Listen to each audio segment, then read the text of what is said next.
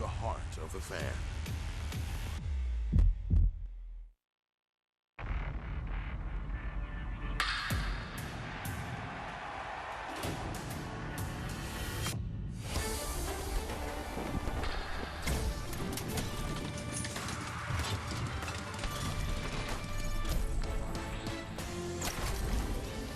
Well, it's been almost 20 years since the Angels' last doubleheader in Detroit, and so far so good. After a Game 1 win, we're back for Game 2. It's your Angels and the Detroit Tigers. The Nightcap, brought to you by Jack in the Box. The Cliff Notes from a brilliant opener today. Pair of home runs for Taylor Ward. Big day for Hunter Renfroe. And, of course, Shohei Ohtani's first career complete game shutout. We welcome you back after a quick turnaround with Mark Gubicza, Erica West, and Matt Vasgersian.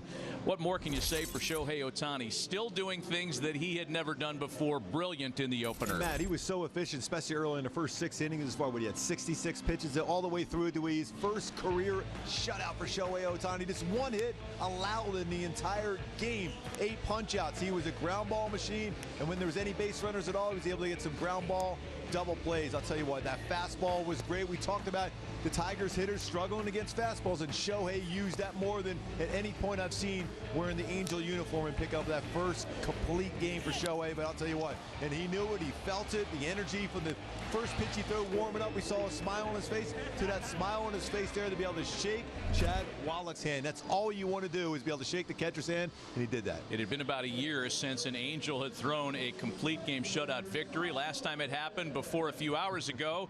It was the guy that's on the mound for Game 2, Patrick Sandoval. Last summer, brilliant here in Motown, a complete game 4-hit shutout. Struck out 9, didn't walk any in August of 22. He threw the ball incredibly well in that game. Even coming last time out for Patrick Sandoval. In his career, he's got a 1.83 ERA against the Tigers, and you see how pumped up he was on that one. I expect him to do something special here in Game 2 with this doubleheader. The Angels are playing well. That middle part of the lineup did some damage. Moustakas, you mentioned Renfroe, Taylor Ward, Rengifo continues, and Evan Moniak, another hit, 16-game history. That's right. The win in Game 1 whittled the Angels' wild card deficit down to 3.5 games. If they sweep this doubleheader, they go to bed tonight just 3 back of an AL wild card spot. It's Game 2 up next. Angels and Tigers right after this. We got news. Wall-to-wall breaking news. It's that time of year. The Dodgers get Machado. Where teams make their move. We are the epicenter of the trade deadline. To postseason glory. I love what San Diego's doing here. Juan Soto, first time in a Padres uniform. But this deadline waits for no one. They're the best offense. Who's going to get Ohtani? We're watching. It makes them a competitive lineup. You heard it here first. Oh my! The 2023 MLB Trade Deadline Special, Tuesday, 1 Eastern. Hi, I'm J.P. Crawford, shortstop with the Seattle Mariners. J.P. Crawford flexes his muscles. I love my experience competing in the pitch, hit, and run when I was a kid. It helped me believe in my skills as a player. The 1-2 on the way to J.P. And the Mariners win it! Go show yourself what you're made of and make your way to the national finals at the World Series. Sign up for a free competition near you at pitchhitandrun.com. This is Bo Bichette. This is Christopher Russo. And this is the High Heat Hot Seat. Bo Bichette plays hard, so he doesn't end up here. High Heat with Christopher Russo, helping players play harder on MLB Network. Think baseball. There's something that's been missing in the debate. Think analysis. He really looked like the perfect thing to add to this club last night. Think advanced metrics. The new rules are having an impact, and I'll bottom line it. Think MLB Now, the show for the thinking fan, only on MLB Network.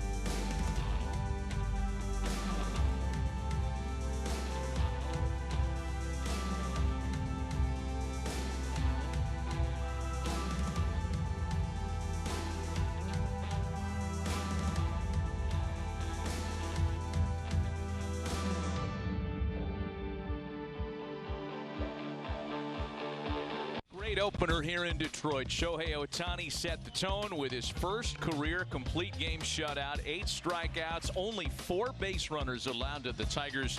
1 man getting only as far as second base. Ohtani in complete control, and on the other side of the scorecard, Taylor Ward with homers to both right and left field. A couple of big hits for Hunter Renfroe. More action off the bats of guys like Moniak and Moustakas.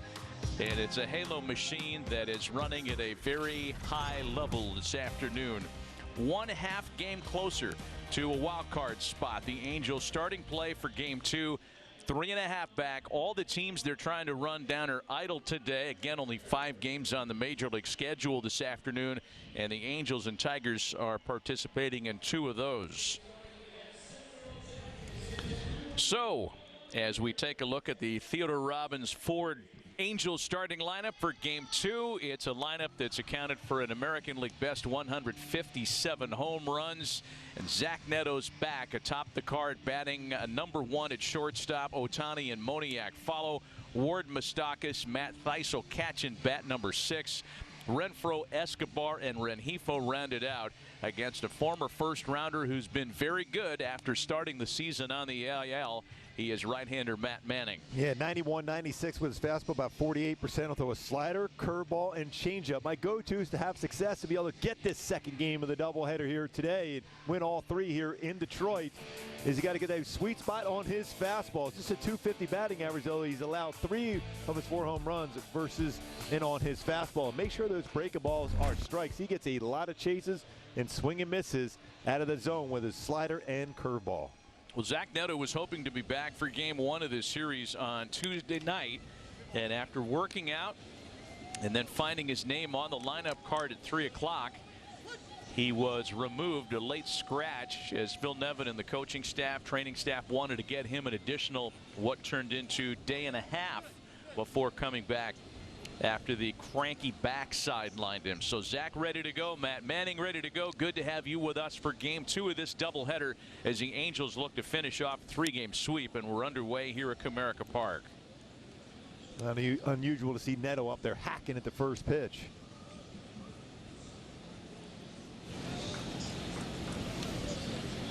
Zach found himself seated because of the injury in the throes of a 6-game hitting streak, which is of course still active today.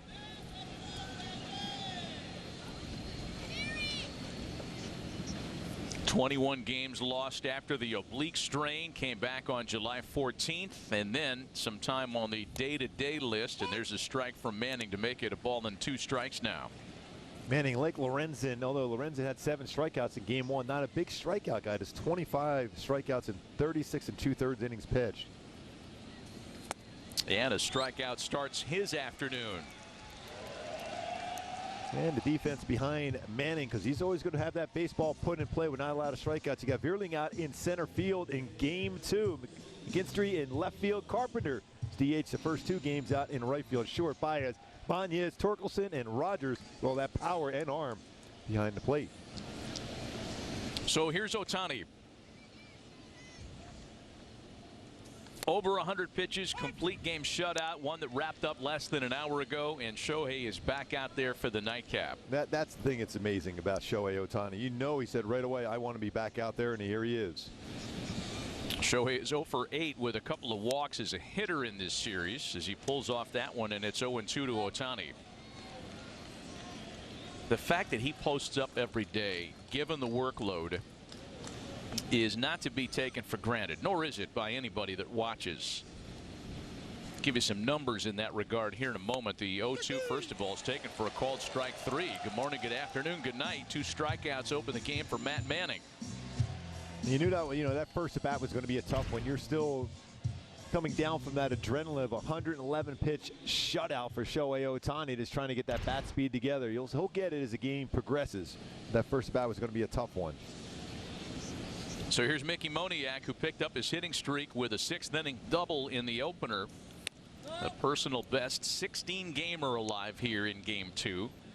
Longest active hitting streak in the majors, and one of the longest by an Angel in the last decade. A ball and a strike. Mickey had a couple of hits on Tuesday, including the game winner in the 10th. A 1 for 4 in the opener of the doubleheader.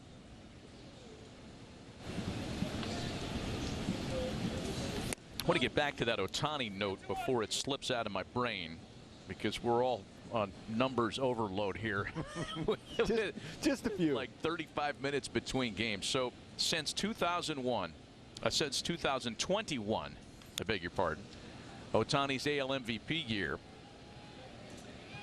the Angels have played in a total of 426 games. Ohtani has been in 415 of those. He has missed 9 games in the better part of 2.5 years as a two-way player. That's the thing. It's amazing how he has that work ethic and just the mindset to play every day after pitching and then swinging the bat.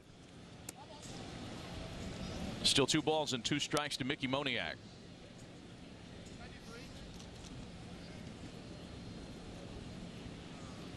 There have only been 7 players in the game that have played in more than Ohtani since the start of the 2021 season. And again, he's doing it on both sides of the scorecard. Next 2-2 pitch to Mickey, misses to fill the count at 3-2, and Manning thought he had struck out the side. Just a little bit off the corner. Just a little bit off the shadow.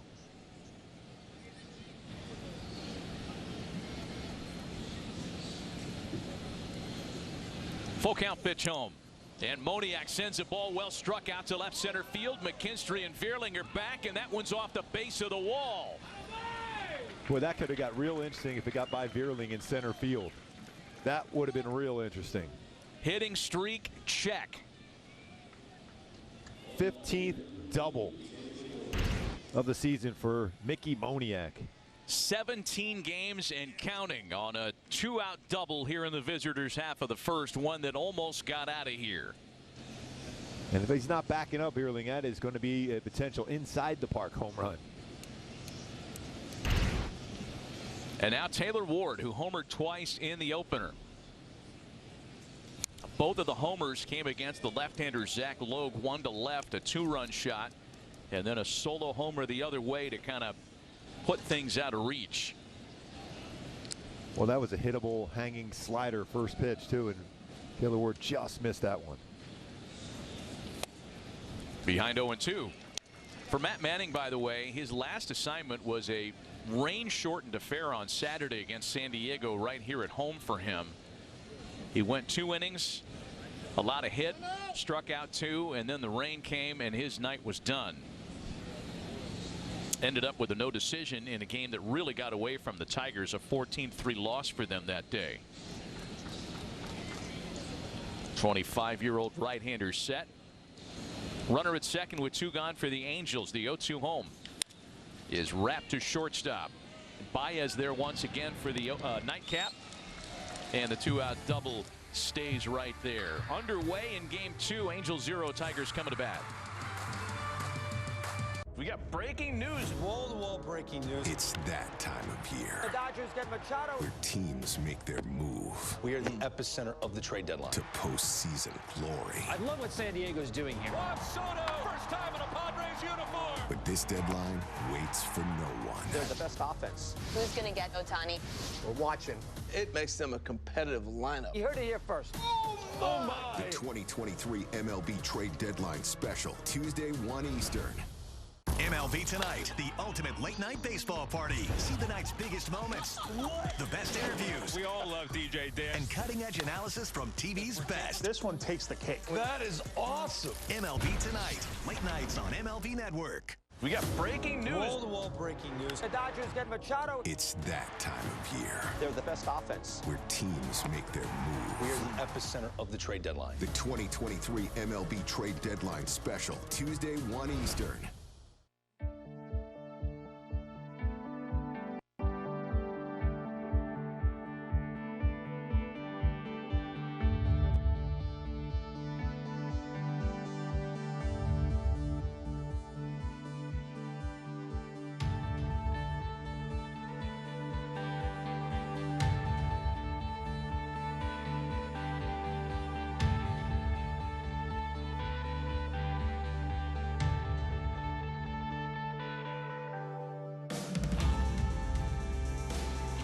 this afternoon. Really good numbers against the Detroit Tigers in his career. Again, as we went on the air and showed you, a complete game for him. Last time he pitched in this ballpark last summer. And he'll look to finish out what could be a very good day and a very good start to a road trip for the Angels. Take a look at the lineup that he'll face in Game 2 of the doubleheader. This is how A.J. Hinch pens it for the Tigers. Andy Ibanez will make his first start of the series at second base, batting second. And the DH for Game 2 will be Miguel Cabrera, batting number 7. First pitch of the day from Patrick Sandoval, misses off the plate. Matt Vierling opens things, 2 for 7 in the series so far, hitless against Shohei Ohtani in the opener. And it's 1 ball and 1 strike to Matt Vierling. And 2 fastballs in a row for Sandoval, like we saw a lot from Shohei in Game 1. A lot of fastballs.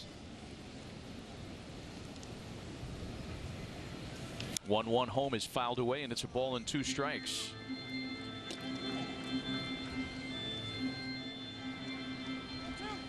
Just 1 hit, 3 walks. That was all the Detroit lineup was capable of against Shohei to start the afternoon in Game 1.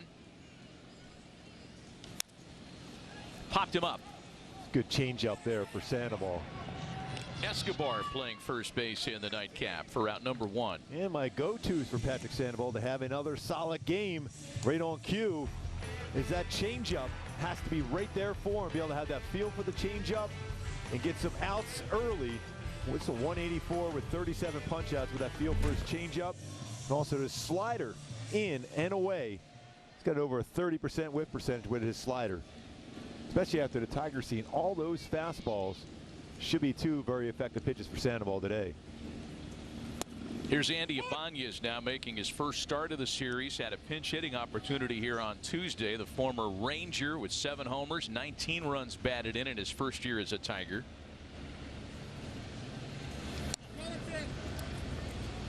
A ball and a strike to count to Andy Ibanez. Things are not completely swimming right now for the Texas Rangers, by the way. You know, when you look at the top of the division, Texas is in the market for pitching help, starters, relievers, you name it. And I'd say that the Angels beat him to the punch in acquiring Lucas Giolito. Not to mention Ronaldo Lopez. I mean, there are a couple of guys that Texas, I'm sure, made phone calls on. Oh, no question. Lopez in the bullpen for Game 2 here. Yeah, do we have eyes on the new reliever? He was supposedly landing at 1 o'clock today. You know, don't bother meeting your new teammates or shaking anybody's hand. Put this uniform on, and when we call your number, get up. Yep. Let's see that 100-mile-an-hour fastball. You're welcome to the Angels. 3-1 to Ibanez is a big swing and a miss. 3 balls and 2 strikes now. For Patrick Sandoval, strikeout numbers might be down a little bit, but perhaps that's all serving a greater good. Meaning Sandoval's been able to go a little bit deeper into starts. He loses Ibanez on ball 4. And the defense behind Patrick Sandoval today. It's good to have Zach Neto back at shortstop. Moustakas, who was outstanding at third base Game 1. Rengifo at second. Escobar at first base, nice behind the plate. Ward, Moniak, and Renfroe again out in the outfield for the Halos in Game 2. But Moustakas was really good along with Zach Neto on that left side of the infield, especially with the lefty Sandoval on the mound. 1 out, 1 on for Spencer Torkelson. And here's where maybe, you know, Patrick Sandoval 2.0 could be an even better version of a already very good major league starter. Because as we mentioned, the strikeouts, the whips might be down, but ground balls are up. Angels turned 2 double plays behind Ohtani in the opener.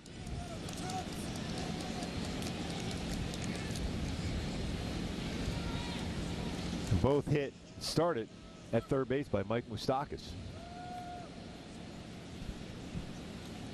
2 balls and no strikes to count to Torkelson. 2-1 now. Patrick still features a great changeup, and on that particular pitch, it's leading to more ground balls than ever. A 62% ground ball rate against his change specifically.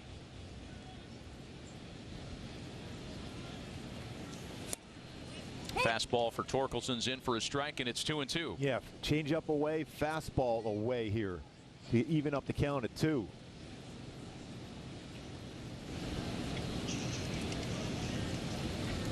Tigers don't run a lot.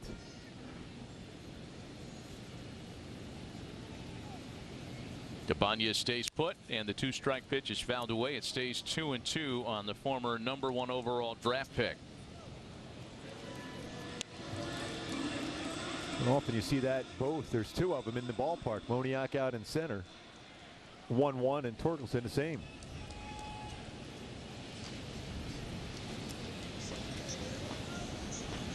Mickey Moniak's already picked up his hitting streak with a first-inning double today. Sandoval's next 2-2 home is fouled away. Challenge heater, and Torkelson just able to get a piece of that. See 94 from Sandoval early. Started out with about an 89, 90 mile an hour fastball. That one at 94. Shohei Ohtani was sporting a 99 and 98 mile an hour fastball throughout. Another 2-2 pitch on its way home to Torkelson. Instead, it's a check-in throw at first base. You know, we talked about that game, that brilliant night that Sandoval had here at Comerica Park last August. That was just a 1-0 win for the Angels. There was no margin for error in that game. And all 4 hits that Sandoval allowed that night were singles. Full count, 3-2. You might have a chance to strike him out, throw him out here. I think they might be moving here 3-2. Just thinking the same thing. A lineup that has really struggled to generate any kind of run scoring moment. Maybe they send Ibanez here.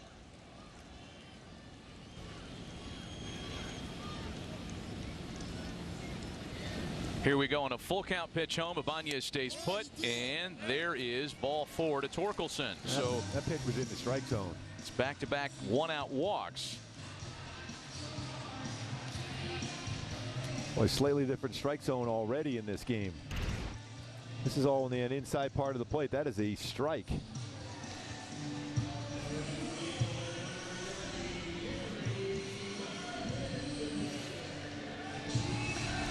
Home plate umpire for the nightcap is Brennan Miller, and he was not in the rotation for the first game, but he's got the plate here for game 2, and now it's Kerry Carpenter, who had the only hit of the ball game against Ohtani in the opener. He takes a strike.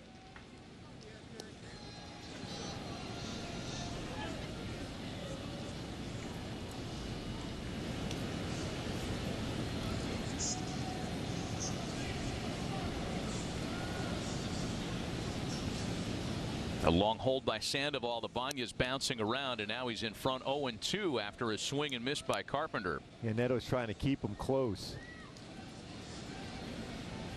One of those long look backs. You'd never know. These are the times where you might put on that pickoff throw to second base. It's got to be a timing play. Javi Baez waits on deck for Detroit, who have a couple of runners aboard without the benefit of a base hit. There's a foul ball off the end of the bat. That's an emergency hack by Carpenter just to try to stay alive in the count. You know, we talked earlier about Sandoval going a little deeper into starts, and you know, for any starting pitcher, you know better than anybody, Gooby, that length is so important. Minimizing bullpen innings, giving your team a better chance, that is. For Sandoval, it is particularly telling when he goes at least 5 innings. His ERA is 2.85. On nights when he fails to pitch at least 5, the ERA swells up to 6.77. That's all stands to reason, right? If you're going to exit quickly, it's usually not going to be a good night for you. And part of it is because sometimes it gets a little bit wild, and that's what you want to try to avoid. He's got a couple walks here. He would love that ground ball at somebody right now. A one-hopper for Neto, who makes a great play. Throw to second, and they do turn the double play. Great work by Neto, leaning to his right, not only to gather in the line drive, but after a bobble when he attempted to get it out of his glove, kept his cool and is able to turn 2. Nothing in the Tigers' half of the first. The next generation of baseball has arrived. And I am here for it. Keep an eye on the new faces of baseball on Off Base, the modern baseball show for the modern baseball fan. It's all about things you haven't seen before. Only on MLB Network. You want highlights? Quick Pitch has you covered. Things are heating up. Packing all today's biggest plays into one lightning fast hour. Oh my goodness, what play! Every game. Every night. Swing and a miss! Every highlight that makes the headlines. Are you kidding me? We live today, preview tomorrow. The quickest way to catch up on all the action? We've got you covered. On Quick Pitch. Late nights and early mornings, only on MLB Network.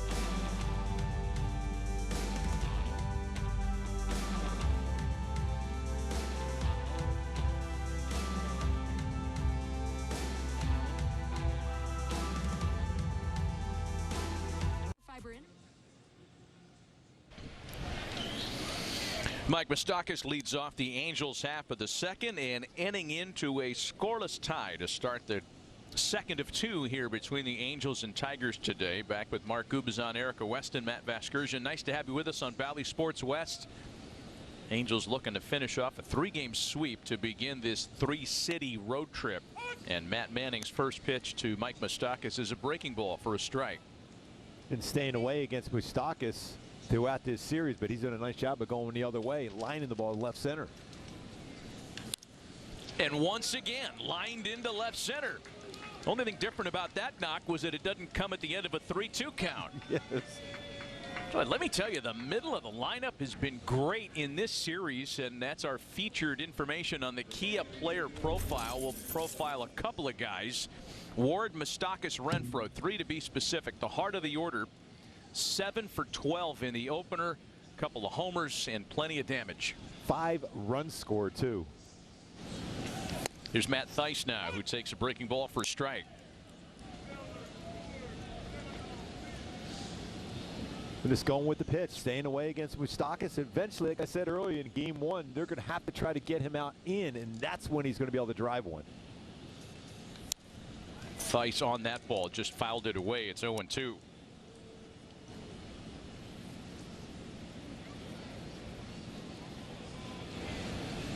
Chad Wallach caught the opener, had a base hit. He was fantastic behind the plate working with Shohei Ohtani. They were in a rhythm.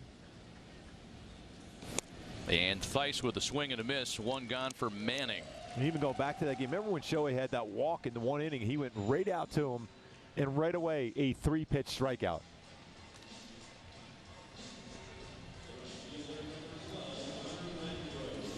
So here's Hunter Renfroe, who also had a very big day in game one.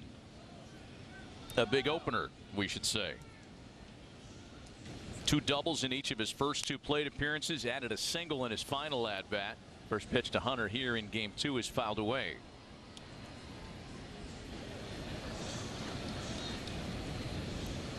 He did a nice job even staying on some sliders too, game 1. Yeah, that base hit in his last plate appearance came on a breaking ball that he stayed on nicely and hit back up the middle. A 1 pitch is swung on and missed on a slider. Matt Manning likes his fastball. We've seen enough of him to know that. We mentioned his last start being rain shortened. His last home start was one with some historical context. It was back on July 8th against Toronto, and he pitched the first 6 2/3 of a combined no-hitter. And I'm not one to celebrate the combined no-hitter, as some may. It's still kind of cool. Yeah.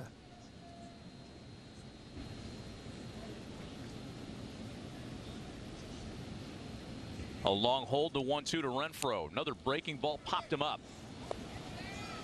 Rogers, the catcher. Oh, nobody calls the ball. You're at 10 feet, Maverick. Call the ball. That was a communication breakdown. Wow. Requesting to fly the tower. Request denied, Maverick. You're at 10 feet. Call the ball. Two dudes looking at each other. Short was there. Rogers was there. Doink. Not a bad idea for Short to stop, because Rogers is a big guy. You don't want to run into him. Now a homer. But the bottom line is he's throwing 2 extra pitches already because of that. Now 1 out of the zone, and this next one to Hunter Renfroe.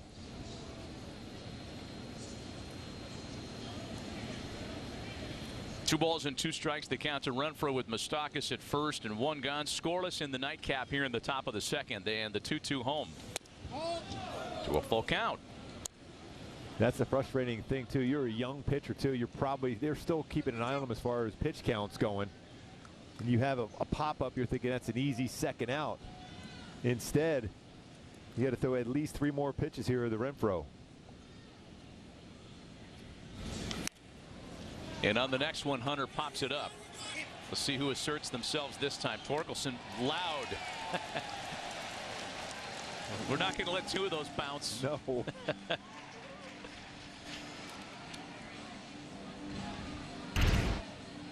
As soon as that baseball was in the air, he's calling for it right away.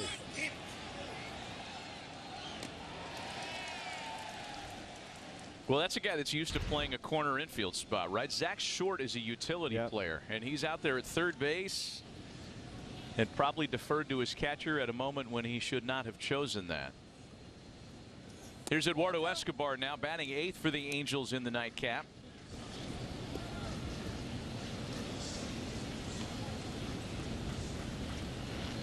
Escobar idled in game 1. He's got good memories of this ballpark. Something we haven't talked about yet. Made his big league debut here. His first hit came here. Pinch hitting against Justin Verlander. That'll make you feel good, getting a future Hall of Famer. I would imagine.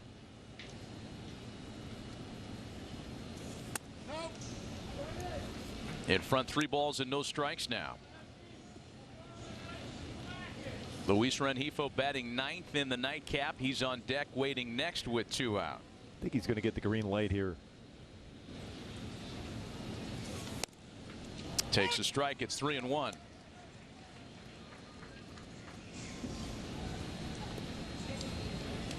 Escobar started at first base in game 1 of the series, collected a couple of hits and an RBI in the 7-6 extra innings win on Tuesday.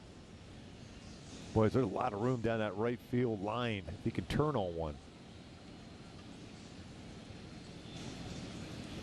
3-1 home, and that misses for ball 4.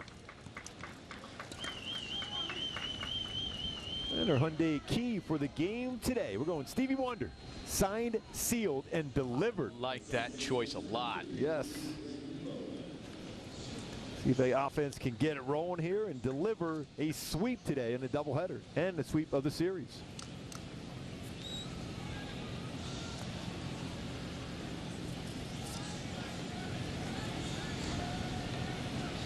First and second with 2 gone. And the first pitch to Luis Rengifo's in for a strike.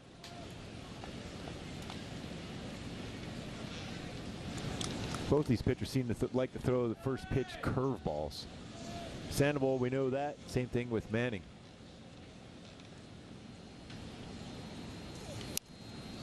Strikes me you could do an entire season's worth of Hyundai keys to the game only with Stevie Wonder and never run out of material. No doubt. That was a tough one. I was trying to think of that. I'm thinking, you know what? I just had a good feeling about game 1.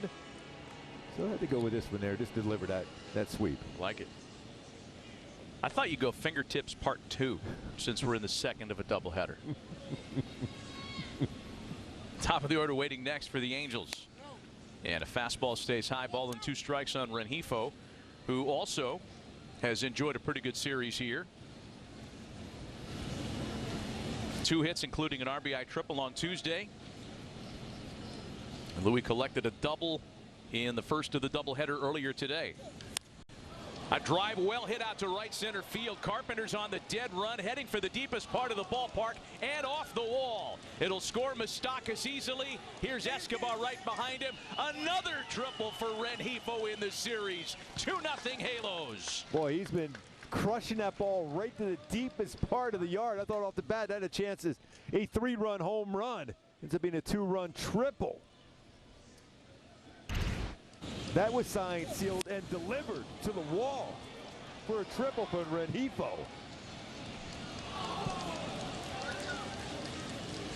This ball was crushed.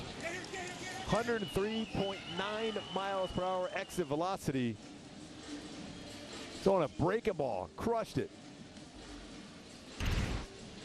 I mean, any other ballpark, I don't even think we need to look at the StatCast information to say that this would be a home run anywhere else. That's a 419-foot triple.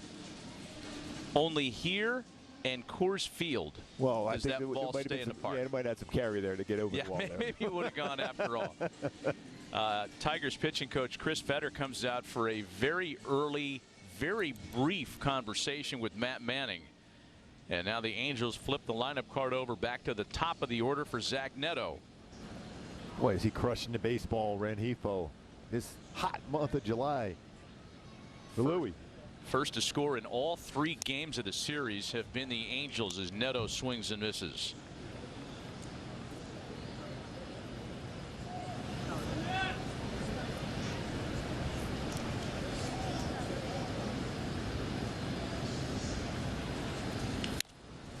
Zach sends that out to shallow center field. Fairling coming on. He won't get there. Rengifo scores. 3-0 Angels.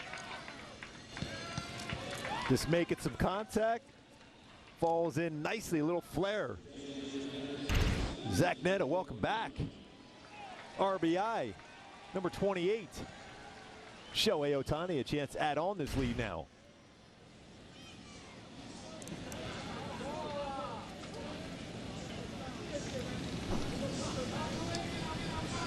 Shohei looking for his first hit of the series. A 3-run rally here in the second inning for the Angels.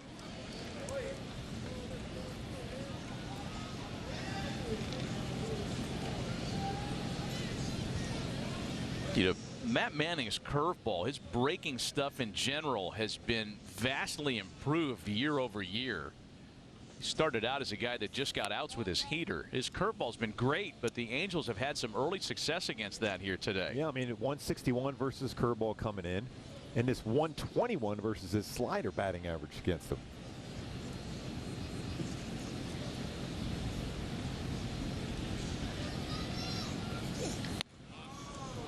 Two balls and a strike to count to Ohtani. It's a high curveball, and Shohei Ohtani's got a lot of power against breaking pitches. Especially after pitching a 9-inning game, you'd love to have that slow curveball to be able to speed up the bat and be able to drive it. Hard fastballs will be tougher for him today.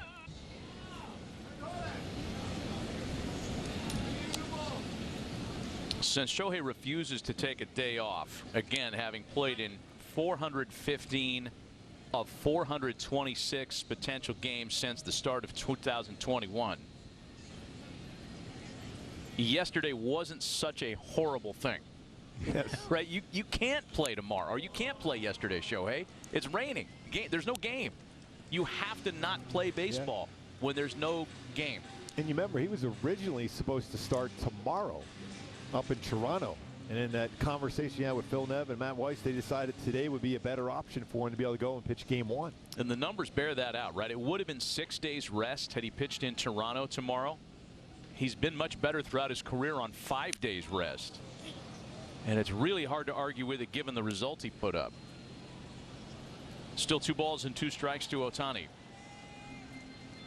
Well, and every fan in the stands here, even though they're here rooting for the Tigers, they were incredibly impressed. None of them left. They watched Shohei Ohtani throw a 1-hit shutout.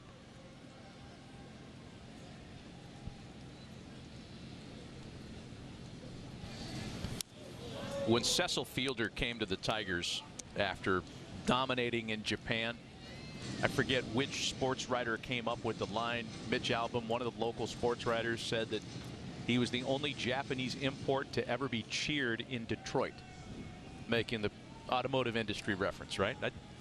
There were some clapping for Shohei, who goes to the opposite field. Get going, yeah! His major league leading 37th. Oppo shot. And remember, he threw a shutout in game 1 of this doubleheader. And then he hits an opposite field rocket out. And the cheers here at Comerica Park for Shohei Ohtani. Right on cue for you there, Matt. That's unreal. Simply unreal. Exit velocity of 107.6.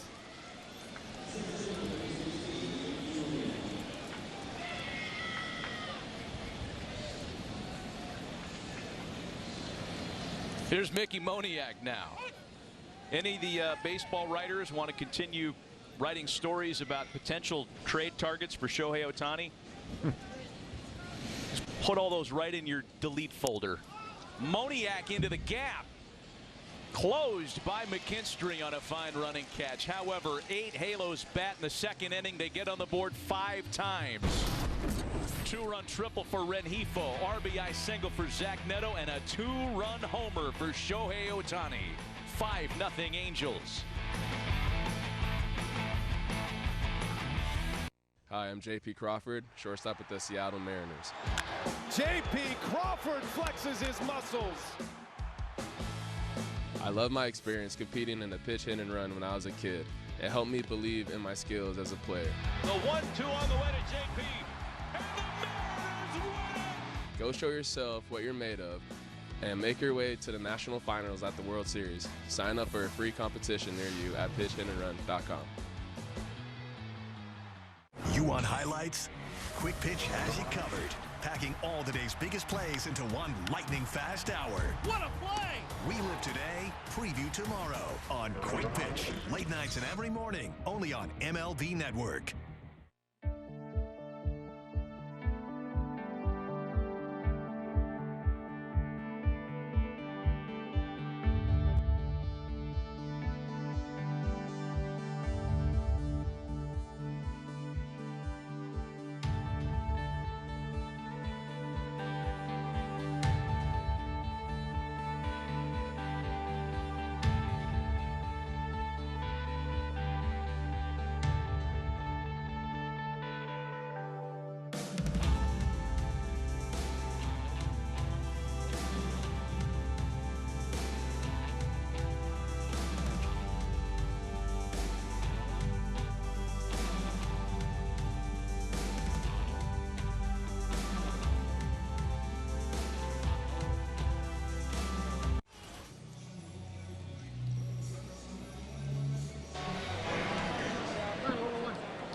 A home run in Game 2 of the doubleheader, a complete game shutout in Game 1 of the doubleheader. Phil Nevin said Shohei found another gear today. Man, I'll say, he said that when he came into the dugout after the 8th inning, he gave him a look and told him, I'm finishing this game. So, of course, Phil obliged. But I asked him, does it feel differently today knowing he's with the Angels for the rest of the season and the front office is making moves to get you guys to the postseason? He told me nothing really changes mentally. All the people talking about trades, that's all gone. So now I can just focus on taking this team to the playoffs.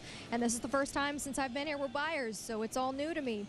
He went on to say, obviously, I've been with the Angels my whole career here. I love the fans. I love the team. No complaints. And I just want to finish the season strong for the fans and everyone cheering for me. Guys? Always saying the right thing. Love that. You could see it in his face, even walking out to warm up today, the smile on his face. And then to go out there to perform like he did on the mound. And then to homer here in Game 2. A rocket the other way. Javi Baez leads things off in the Tigers' half of the second. And that one just fouled at the plate to keep him alive at 1-2. Baez followed by Jake Rogers and Miguel Cabrera in the Tigers' half of inning number 2.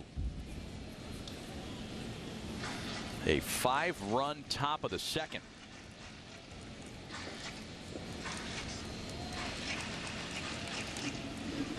This is a great swing by Rengifo, too, for a 2-run triple. Neto base hit, and then Shohei with a rocket out. Still the ball and 2 strikes on Baez. So Patrick Sandoval in his first inning this afternoon walked a pair with 1 away, and then got Kerry Carpenter to hit the line drive to Neto that turned into an inning-ending double play.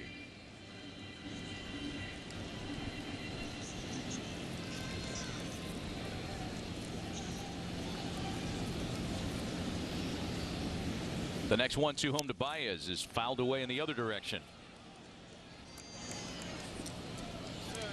I like Sandoval using his fastball too. Last game out was using that effectively. That really sets up, especially the release point with his fastball, to be able to set up his changeup.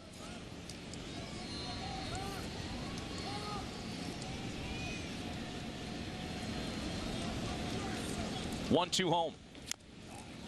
Baez hanging around.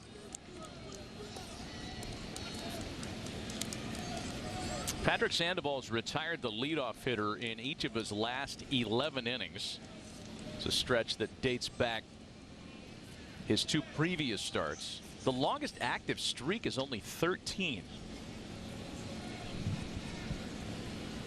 Chance to set down his 12th here, and Baez giving him a hard time by staying alive.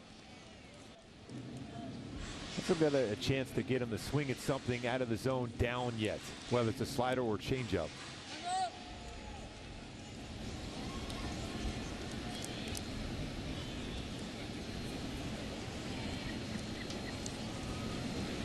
Catcher Jake Rogers waits on deck. He too, like Moniak, trying to extend a hitting streak. Mickey's already done it.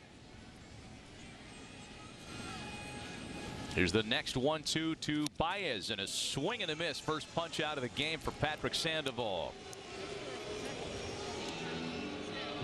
As you mentioned earlier, Patrick coming off one of the best starts he's had all year. Last time around against the Yankees, July 18th, pitched into the 8th inning, allowed just 2 hits, 1 run, struck out 7. He did walk 3, but paced the way in a breezy 5-1 win over New York. And that was one of those times where you have the starting pitchers were kind of competing against each other with some excellent performances against the Yankees. Each one better. Here's an opportunity here today to do the same, especially after Shohei's performance in Game 1, to try to even do better if he can, which will be pretty hard to do. A series where the Yankees struck out 40 times in 3 games, and Sandoval very responsible among others for that number. 1-1 the count to Jake Rogers. Well, he takes a strong, healthy hack. He is strong.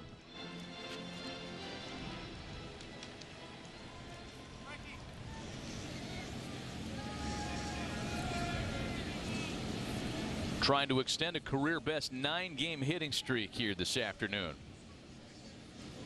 Sandoval's 1-1 is swung on and fouled away. This feels like the way he has his hands set up, he's looking middle in. That's why you would think he would have a tough time with Sandoval's changeup if he could start that on the outside corner and just have it fade off the plate.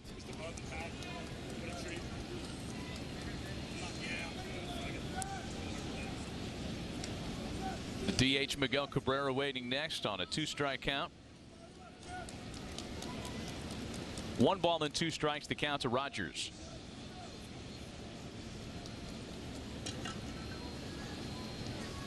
And Sandoval strikes out back-to-back hitters to open the bottom of the 2nd.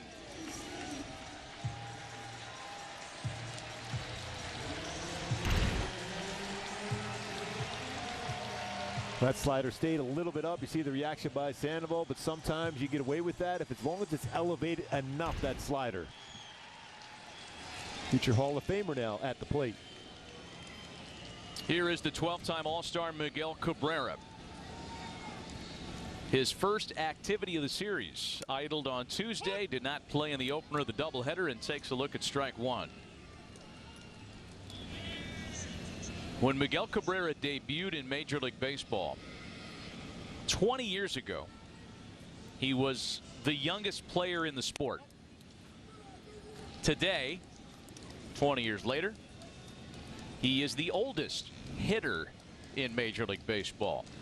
Rich Hill of the Pirates has him in terms of overall roster members. But the youngest guy with a bat is Miguel Cabrera, oldest that is. Yeah, he'll say the youngest though. Yeah. A 20-year career. World champion in his first season. Yep.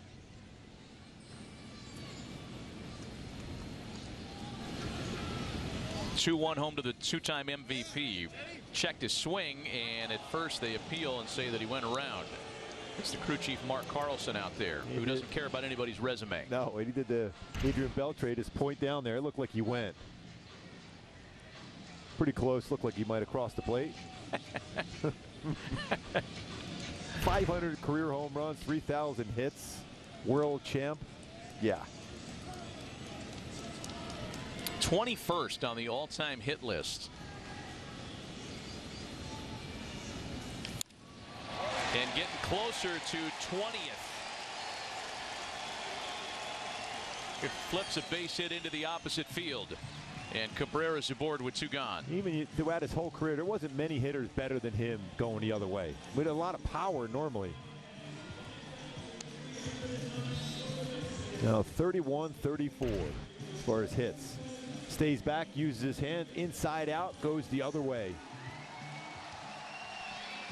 And now just 17 hits shy of the great Hall of Famer Tony Gwynn on the all-time hit list.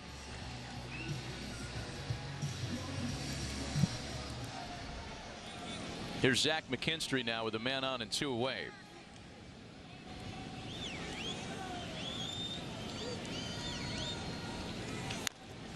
You know, as great as Miguel Cabrera has been throughout his career, managing an aging superstar is not an easy proposition. And I'm sure in an honest moment, A.J. Hinch would talk about the challenges. Look, they only play Cabrera once a series.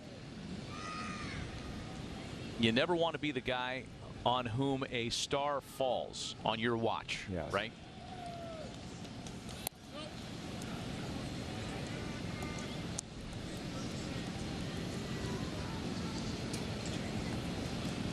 One ball and one strike to count to Zach McKinstry.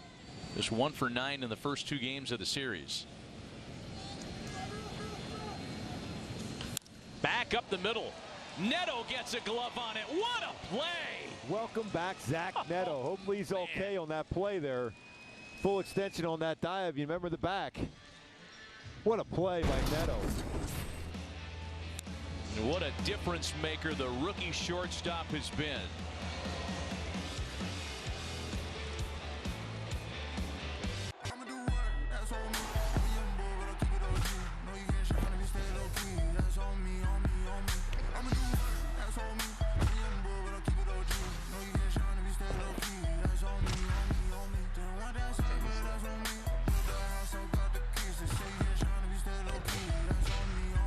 Games and coverage all day, every day, your way on MLB Network.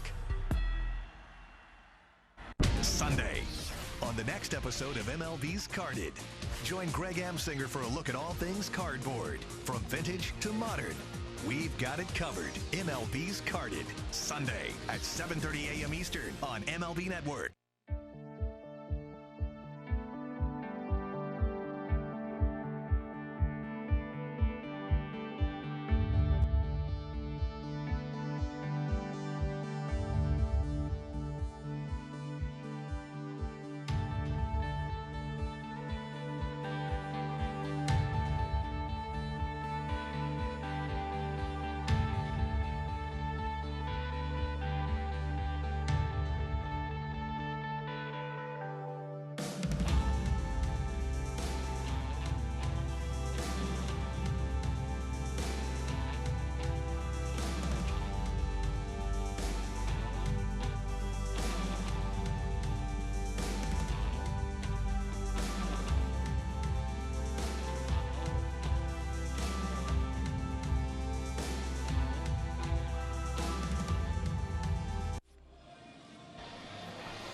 Taylor Ward leading things off in the third for the Angels in a 5-0 lead for the visitors. Ward, Moustakas, and Theis against Matt Manning, who endured a long, damaging top of the second. That's when the Angels got their 5 runs.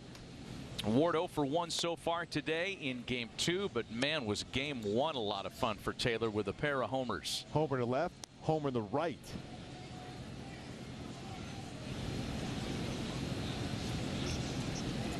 Between him and Rengifo, they have been on fire in July. Yeah, we talked about it a little bit on Tuesday night, the fact that the hot stretches for Rengifo and Ward seemed to come at just the right time, because it started happening when Mike Trout was lost on the injured list. We talked about it at the time. Somebody needs to pick up, and it has been, among others, Ward and Rengifo. On a hop for Baez. Long throw, and Torkelson can't dig it out of the dirt. Ward's going to get to second base. Yeah, plenty of time and a strong throwing arm normally for Baez, but one hop throw over the first base. Torkelson unable to get it, went into the dugout, and allows Ward to get into scoring position right away. Mike Moustakas, who has been outstanding in this series.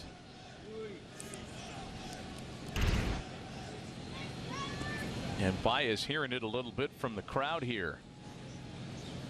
Ward gets to second. Boy, the first game opened on an error by the second baseman, Zach Short. An early error here. And Ward off second base now for Moustakas, who's been great in this series. First ball swing and a pop-up. Long run for McKinstry. Short's out there from third to make the catch, and there's one away.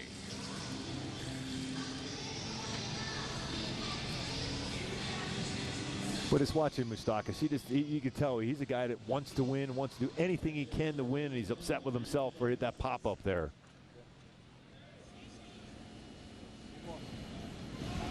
Even though that first at bat had a line drive to left center, really good game 1. Guy's a winner. Here's Matt Theis now, a strikeout victim in his first try. On the first pitch, a one-hopper for Ibanez. Good play to his left to get the out. Ward to third with 2 gone. Saved the run on that one.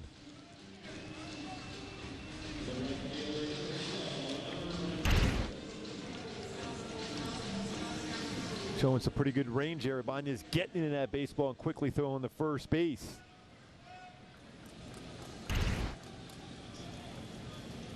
Here's Hunter Renfroe now. Fouled out to first base in his first at-bat. Runner at third with 2 gone. Yeah, Matt Manning has to feel a little bit snake bit by the Angels.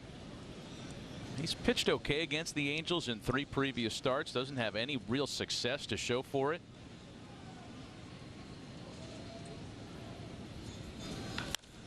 That's yanked foul. He went slider then curveball. Nice play.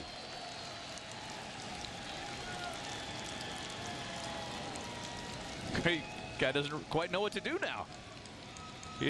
Nice job, young man. Yes. Bring the glove, make a play. Wasn't sure if he should bow or, you know, pouty peace sign for the social media.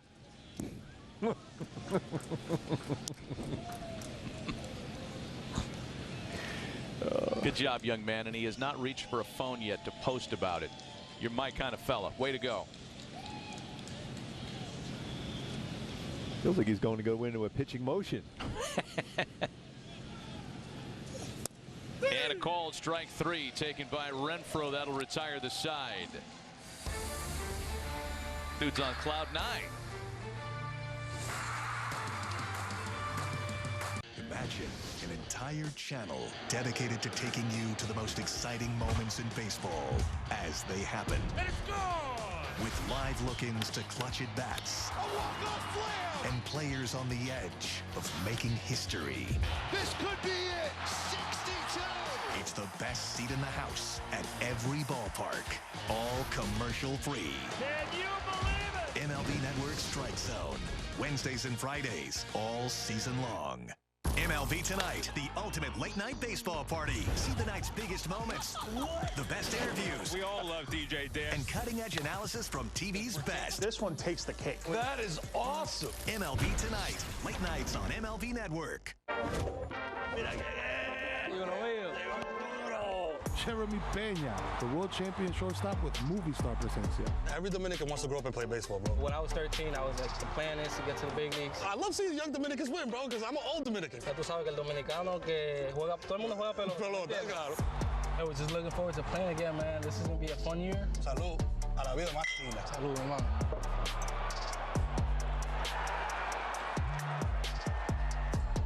Think baseball. There's something that's been missing in the debate. Think analysis. He really looked like the perfect thing to add to this club last night. Think advanced metrics. The new rules are having an impact, and I'll bottom line it. Think MLB Now, the show for the thinking fan, only on MLB Network.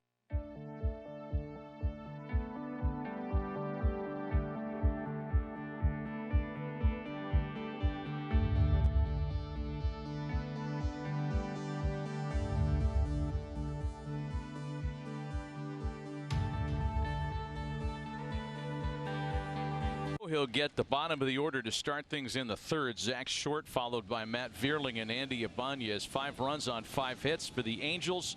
All the damage coming in the top half of inning number 2. Slow breaking ball starts short with a ball that misses in. And another first pitch curveball from Sandoval.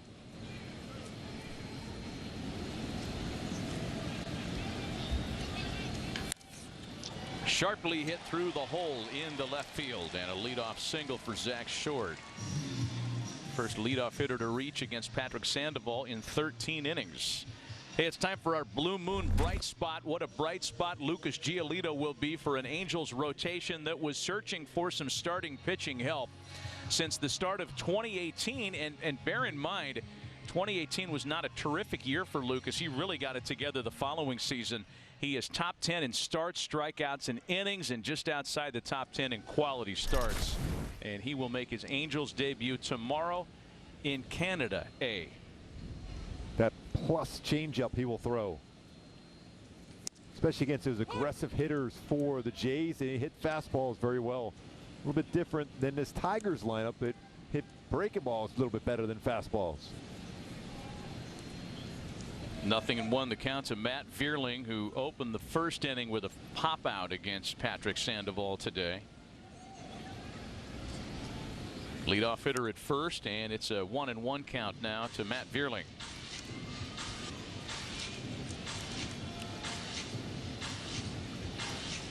Well, the Angels have had 3 double plays turned this afternoon already.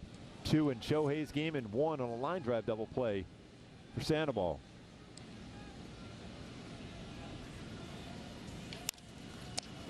Bouncer off Sandoval's glove. He'll recover. Throw is low, and Escobar can't dig it out. Escobar's throw to third base is not in time and cut. Man, you went from thinking that was a double play ball. Okay, maybe not. Let's just get one, to runners at the corners now with nobody out. Yeah, that's one of those ones, if you look back, you let that one go. Because that's going to go right to Zach Neto. He's going to be able to field that on the move and step right on the base.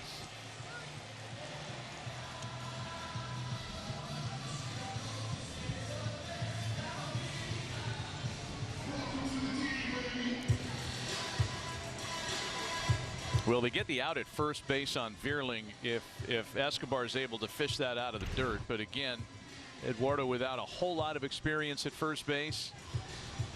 And now Patrick's in a little bit of a jam with first and third and nobody out.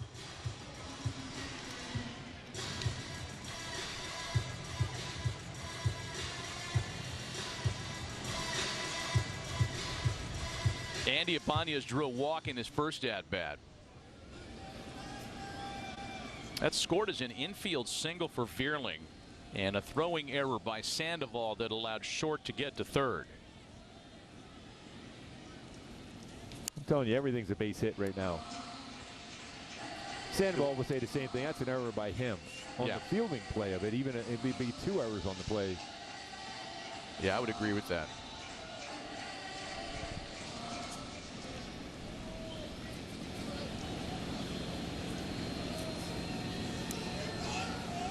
Oh, and 1 the count to Andy Ibanez. Make it 0-2.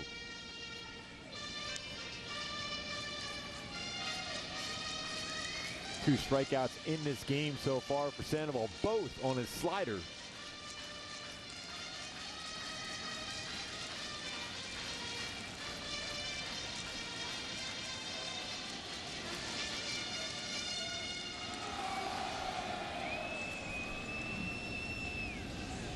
One of the few power threats in the Tigers lineup waits next. Spencer Torkelson on deck. First and third with nobody out.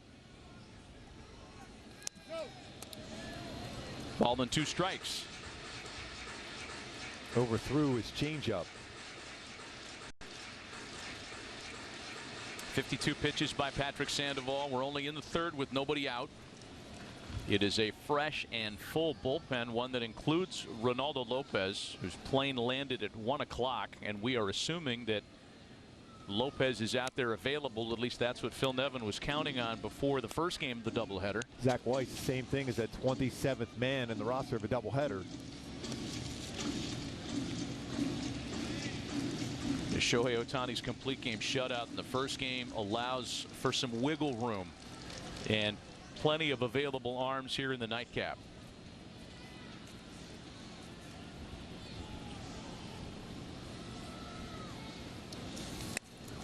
First nice play by Theisel. Now was overthrown. Yeah, the first fastball Sandoval is thrown to Ibanez is a nearly wild one. 2-2. You tell there's a little sweat there for Sandoval going back to the rosin bag. And with that pitch timer going, it's going to be really close here. Back-to-back sliders, followed by 2 changeups. Then the fastball that was wild.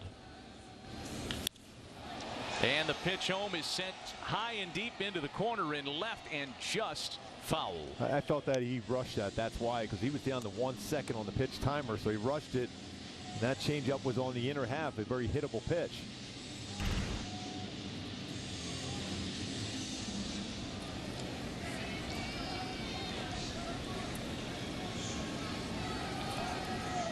I can't believe he missed it. I can't believe he's wearing a black shirt on a hot sunny day like this. Got to be warm. Well, we're in the booth. Yeah. I'm not wearing a black t-shirt in the sun today. No. There's Torkelson waiting on deck as Ibanez continues to give Sandoval a pretty good battle here. And a lot of pitches for Sandoval, too. 9th pitch of the at-bat, and he finally strikes him out. Just a great changeup there for Sandoval. Finally was able to get that chase below the zone with his changeup.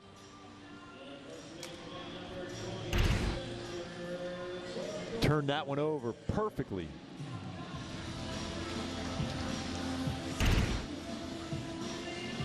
'38th strikeout with his changeup this season. So now Torkelson, who is 1 for 7 with 3 walks in the series so far.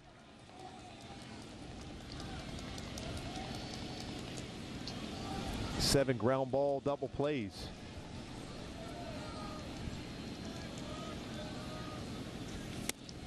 Hey. 0-1 the count to the former #1 overall draft pick. We talked about this a little bit Tuesday. The fact that Spencer Torkelson just has not figured out Comerica Park yet. Career batting average in his home ballpark of under 200. 245 on the road. A ball and a strike. Place tried to bring that one back in the zone, but that was a baseball and a half off the corner.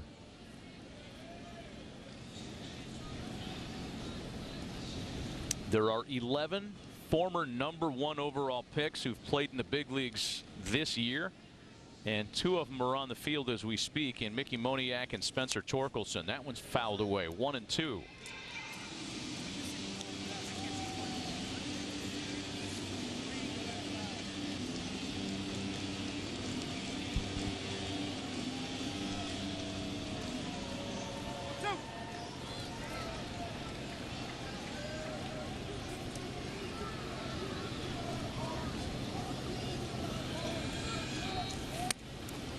Another good block and stop by Matt Theis.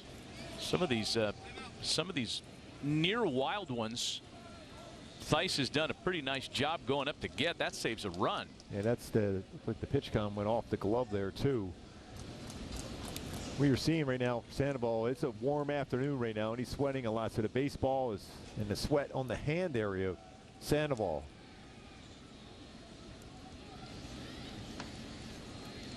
One gone, runners at the corners, 5-0 Angels, bottom of the third as Torkelson checks his swing, and it's 2-2.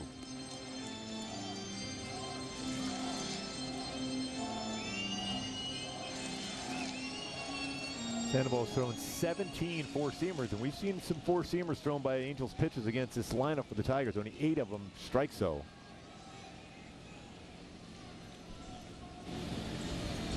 Full count pitch. It's been a real battle for Patrick, right? Yeah. The 2 singles open the inning. He's got to work hard. A 9-pitch strikeout to Ibanez, and a full count for Torkelson with pitch number 7 on its way. He's really having a tough time with the grip of the baseball with the sweat on his hands. Got to go back there and dry his hands up quite a bit. Well, this has been the inning for Patrick that's given him the trouble this year. 35% of the runs he has allowed have come in the 3rd inning for whatever reason. Trying to navigate this jam, 1st and 3rd. The next full count pitch. He's had some long at bats too, some foul balls and long at bats today too. At this point, the next pitch will be 65. Shohei Ohtani, put in perspective, he threw 66 pitches through 6 innings, game 1.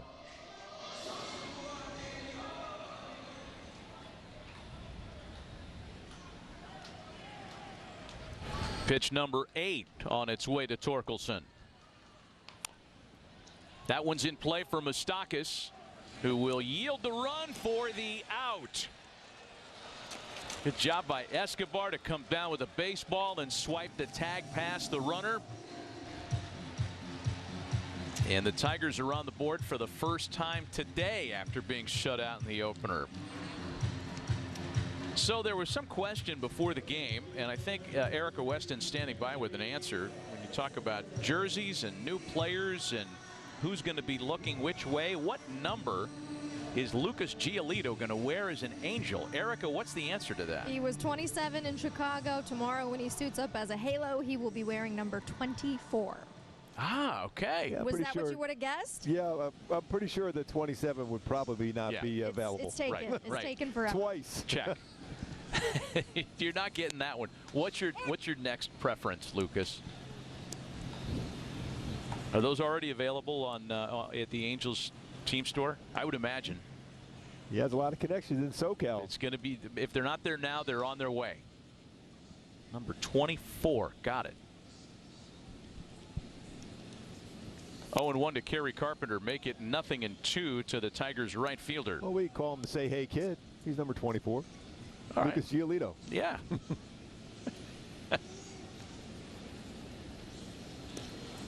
I think Lucas had worn number 44 at one point in Chicago. Maybe it was just for a start or two.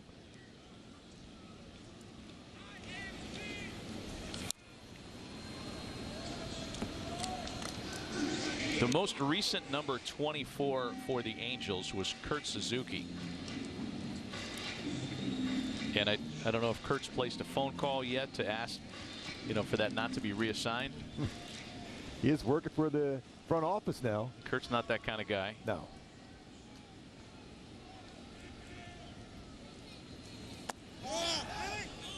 Did he check it? Yes, he did on the appeal, and it's 2-2 to Carpenter. Can I give you a brief history of number 24s for the Angels? Yes. I'll go back to Noe Ramirez. C.J. Cron wore number 24. Your guy Hank Conger. Danny Herron wore that number. He can't throw 87? Ricky wore that number for his half season as an Angel. Boy, a lot of pitches thrown for Sandoval. This might give us a chance to go through every player that's ever worn number 24 in Angels history. Starting with Art Fowler.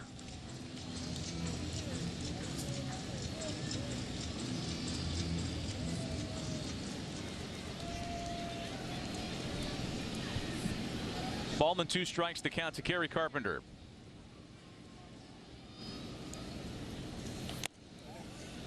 He's saying it hit him. And Brennan Miller says no, it did not. They're going to check it. They could check that one.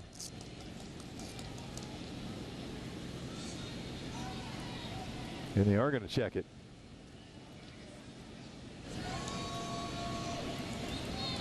You know, almost feel like anytime they're going to check a potential hit by a pitch, they're going to have, they're going to feel good about getting it. I don't know that you can't tell by the body language, because if Carpenter sold it, he didn't really sell it hard.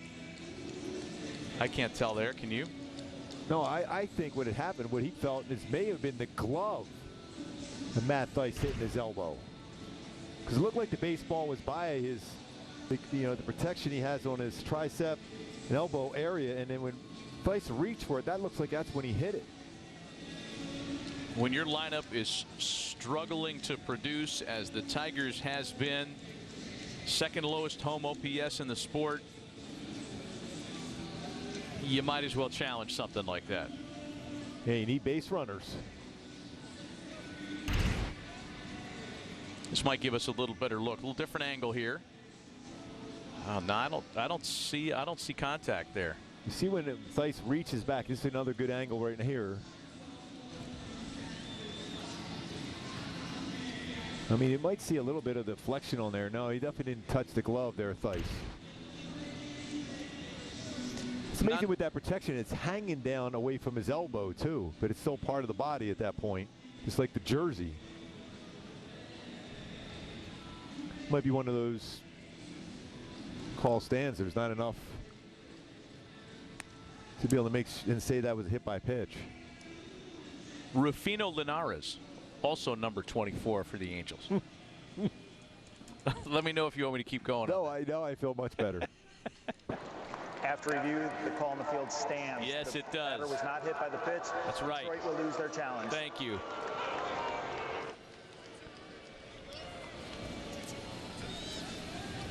Thought Brennan Miller was going to jump in with, and Jack Hamilton also wore number 24 as an Angel. Back to you.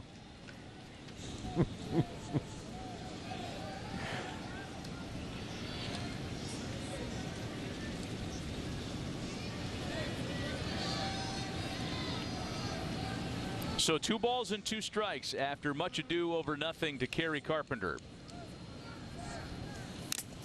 Oh no, home plate umpire got clipped on that one badly, man. Foul tip that I believe caught Brennan Miller in the mask. Oh, goodness.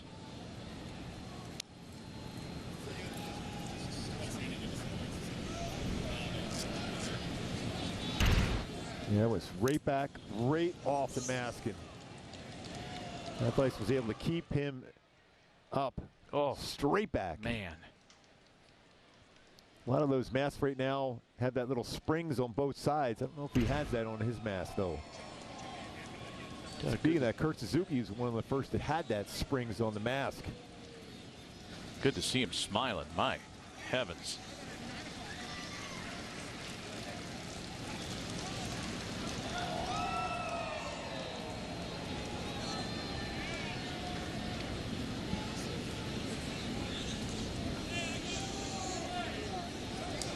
Home plate umpire will give himself a moment. Understandably so. So you want to be an umpire. Yeah.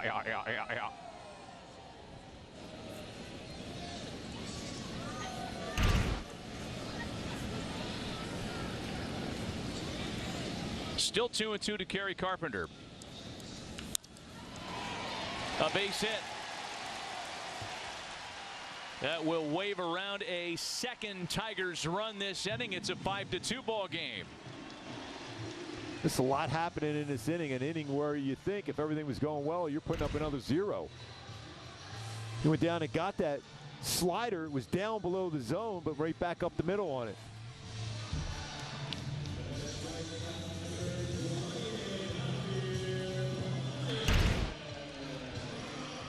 So now Matt Wise comes out. There have been any one of a number of pauses to the rhythm of Patrick Sandoval in this inning. A challenge on a would-be hit-by-pitch play that ended up standing. Then you have the umpire getting hit with a foul tip. Then now a visit by the pitching coach. And all Javi that Baez will bat. with 73 pitches thrown already, and this is just the third inning. I mean, it's going to be a challenge for Patrick to get to 5 to be the pitcher of record in this game. So here's Baez now, 1 for 9 in the series, a strikeout victim in his first at-bat.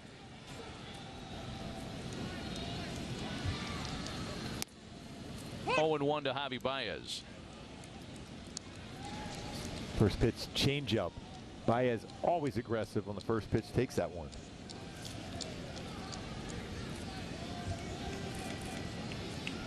.30 pitches this inning for Patrick Sandoval. 1-1. Well, this is the guy you want to get out. You want to get any more damage going, especially with the power on deck in Rogers.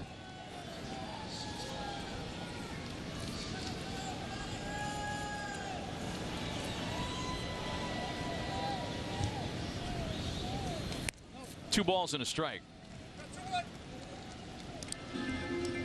Approaching a time of the afternoon where the shadows will benefit both pitching staffs. We're not quite there yet, but you can see that light standard shadow creeping in toward the cutout.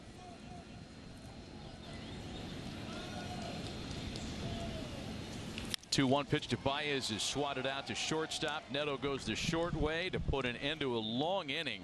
Tigers on the board for 2 at the end of 3, 5-2 Angels.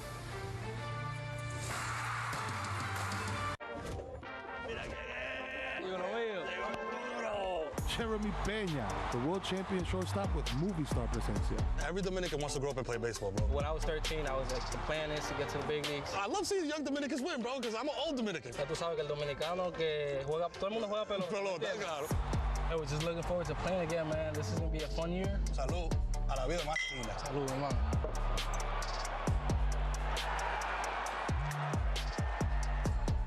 This is Mookie Betts. This is Christopher Russo.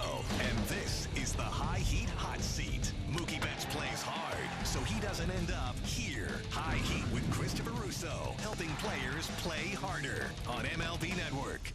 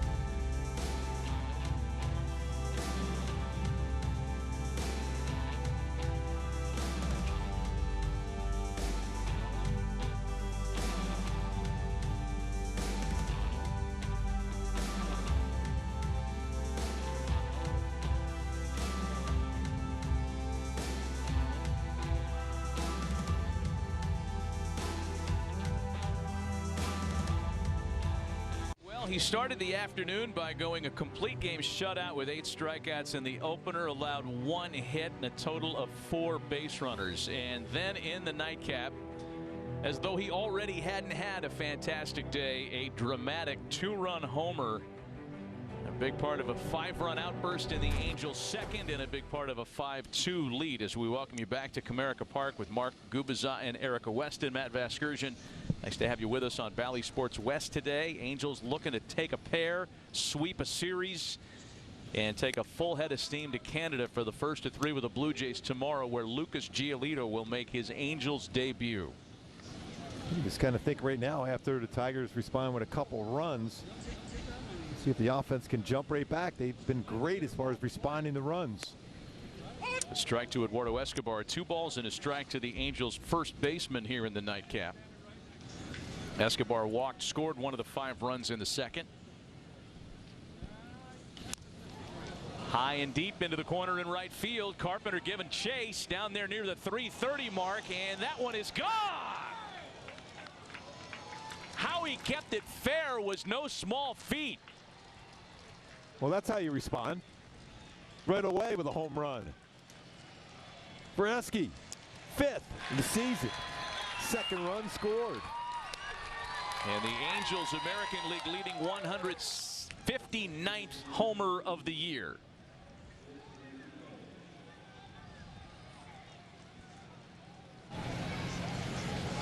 All boundary calls are reviewable by a crew chief review. There does not need to be a managerial challenge, but since the at-bat to Rengifo has already started, it appears the crew was confident that that was fair and gone. Fourth homer of the day for the Angels. And a quick 0-2 count to Luis Rengifo, who has tripled in a pair of runs. And the 2 home runs hit weren't even as far as Escobar's triple. It went 411. The ball went 350 feet, home run. But Rengifo hits at 411 and gets a triple.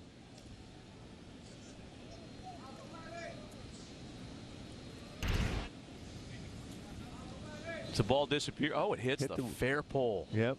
Yeah. Made an easy non-review call. Yep. And you can hear the sound too if you're the umpire going down the line to check it.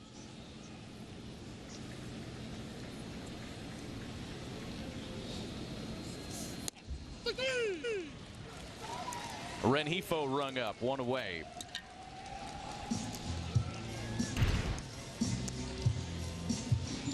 Looked like it was a changeup. Sped up his bat, and he was able to hook that and keep it fair right off the fair pole.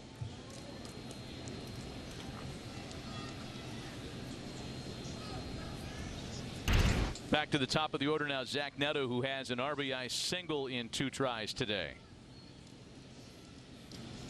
There's been only 1 year in franchise history, this is hard to believe, 1 year where the Angels led the American League in homers.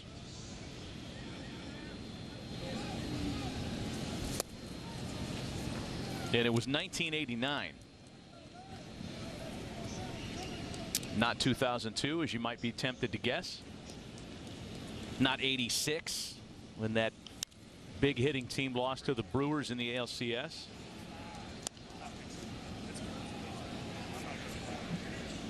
And I'm looking at the 1989 roster and who the leading damage makers were. It was really a balanced home run attack. Chili Davis led the team with 22 that year. 22. That means a lot of batters had double figures in home runs in that one. And you're right. Jack Howell hit 20. Lance Parrish hit 17. Wally Joyner hit 16. By the way, hello to Wally Joyner watching in Provo, Utah this afternoon. Oh, it's automatic. And I'll expect a text any second now from him. Devon White hit 12. Claudio Washington C-Dub hit 13. And Brian Downing hit 14 that year. Now, you can understand the Angels leading the American League in homers this year. Shohei's hit 37, right? Yeah. That gets you quite a ways down the road. But that's an unusual team home run title by the Angels in '89 when the team leader hit 22.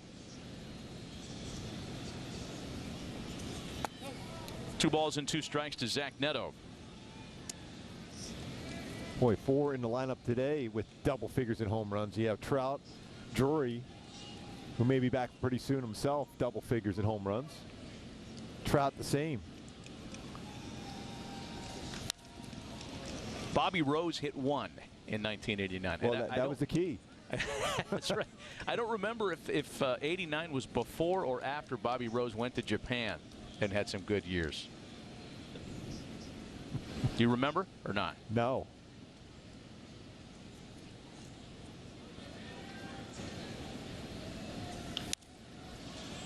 Neto pops it up for Torkelson and out number 2. Shohei was looking at it. Neto fired that bat towards the dugout. Shohei wasn't all that far away from that.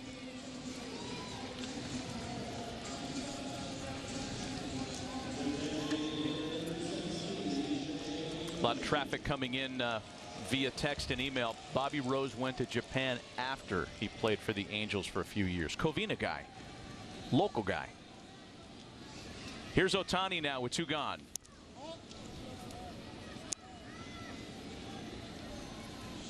Still remarkable. He hit a home run here in Game 2 after throwing a one-hit shutout in Game 1.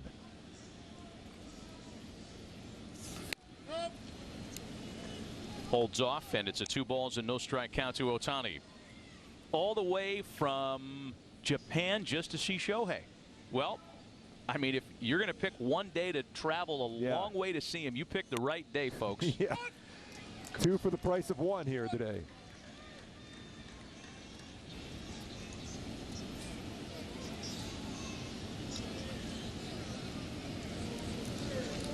Two balls and a strike to Ohtani. Somehow able to check his swing that time. 3 balls and a strike. So he's got a couple pitches inside so far. That was a curveball. He had a fastball inside. Moniak on deck. Doubled his first at bat. Extend his hitting streak. 17. Oh, he got another one. Get going. Ohtani has done it again. Santa Maria. Complete game shutout. Check. 2 homers in the nightcap. Check. But he grabbed his side or back after the swing. That was a rocket out. Incredible Shohei. Just hope he's okay. I can't believe this. 2 home runs back to back. Unbelievable. That man threw a one-hit shutout in Game 1. What? Back-to-back home runs. We are not worthy. Mickey Moniak sends a fly ball to left. We're running out of accolades, folks. An unbelievable day has gotten unbelievabler. The Shohei Show headlining in Motown.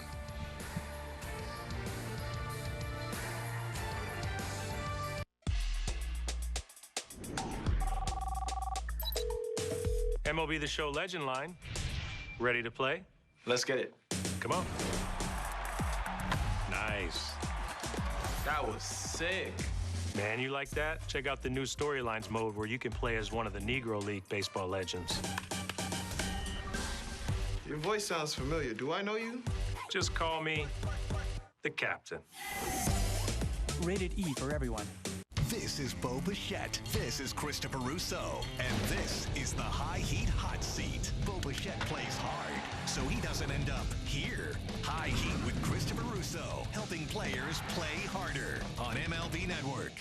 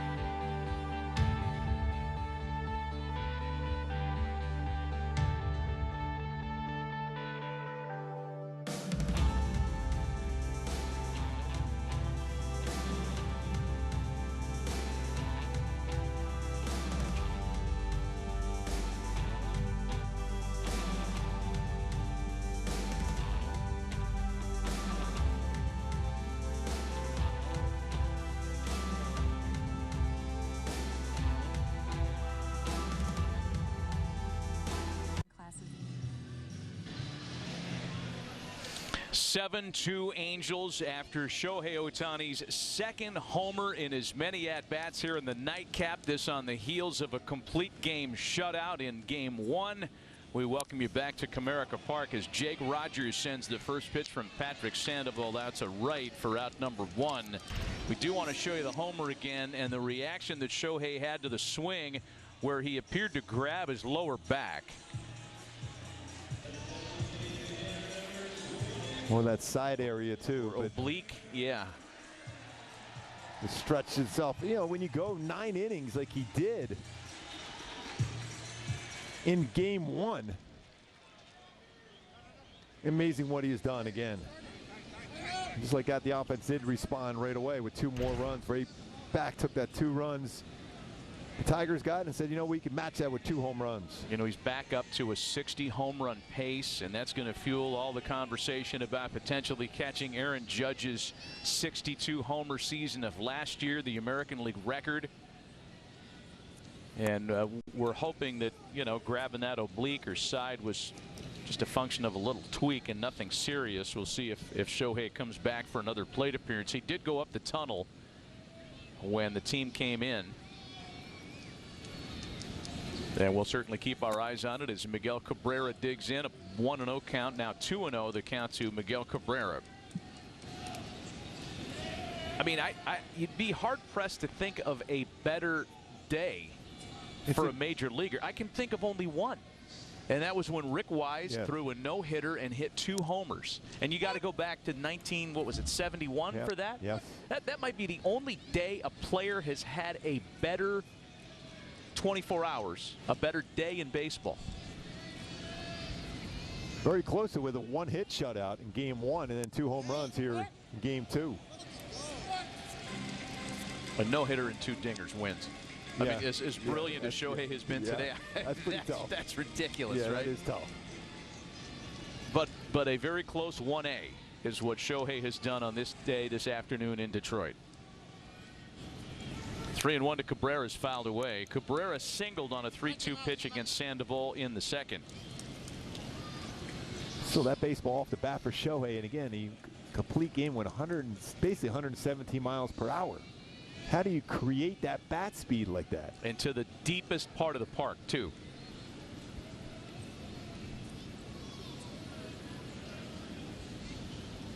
So Sandoval with his 5-run lead back, and he strikes out Cabrera for out number 2. Gives us a chance to bring you a quick word from Hyundai. It's your journey. Own every mile in the Hyundai Tucson with America's best warranty.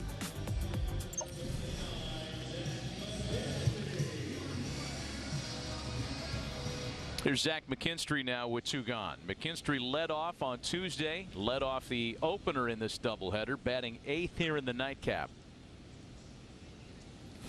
Slow breaking ball makes it a ball and no strikes. As we mentioned earlier, these are 2 of only 5 games across Major League Baseball today. Travel day / day off for the rest of the league, and all the other action starting a little bit later on tonight. Only 1 American League game, and that's between Cleveland and the White Sox.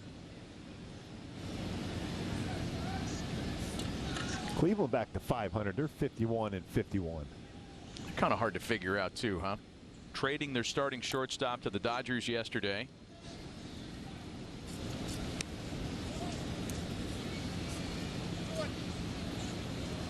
Two balls and a strike to Zach McKinstry.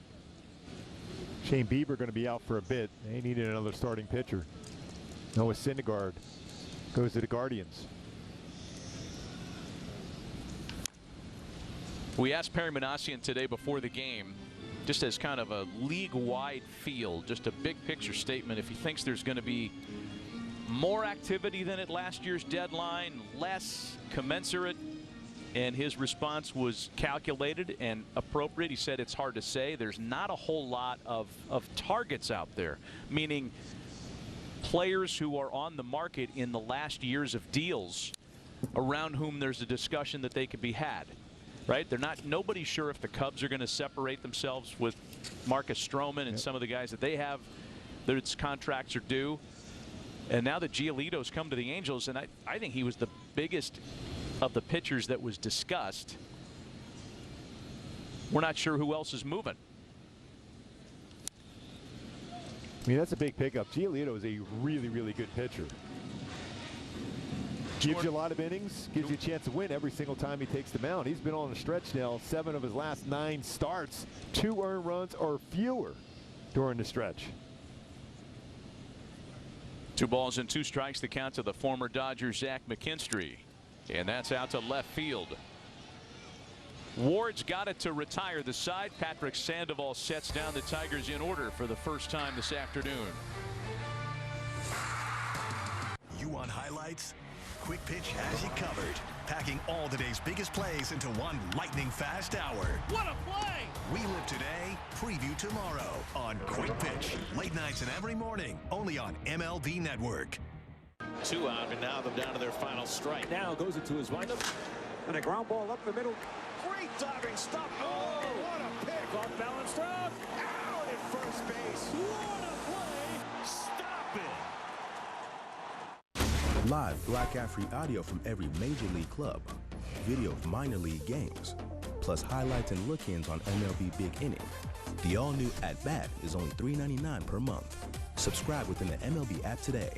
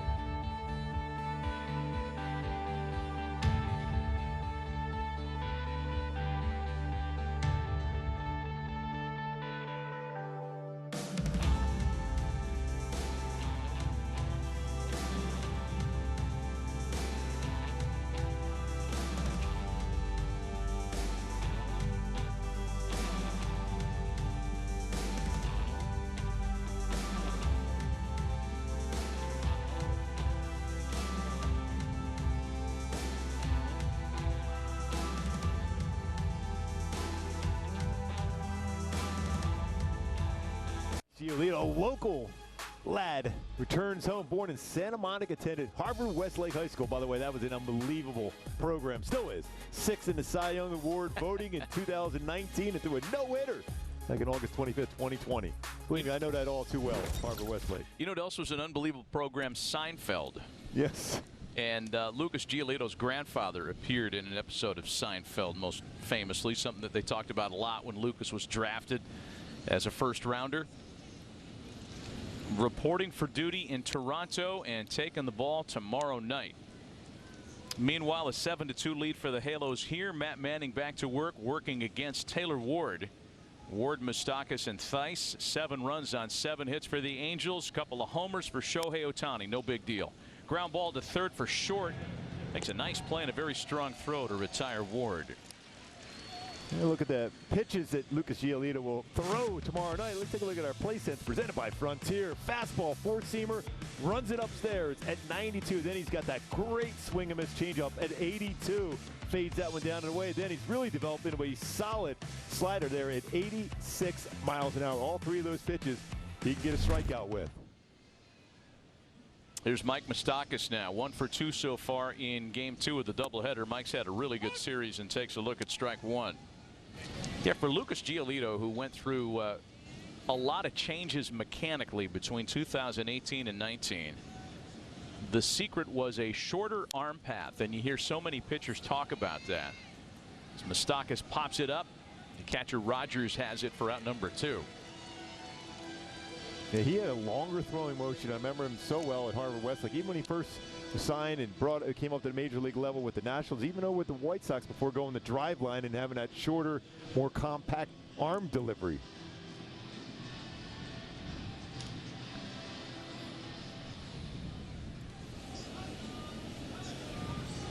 Here's Matt Theis now with 2 gone.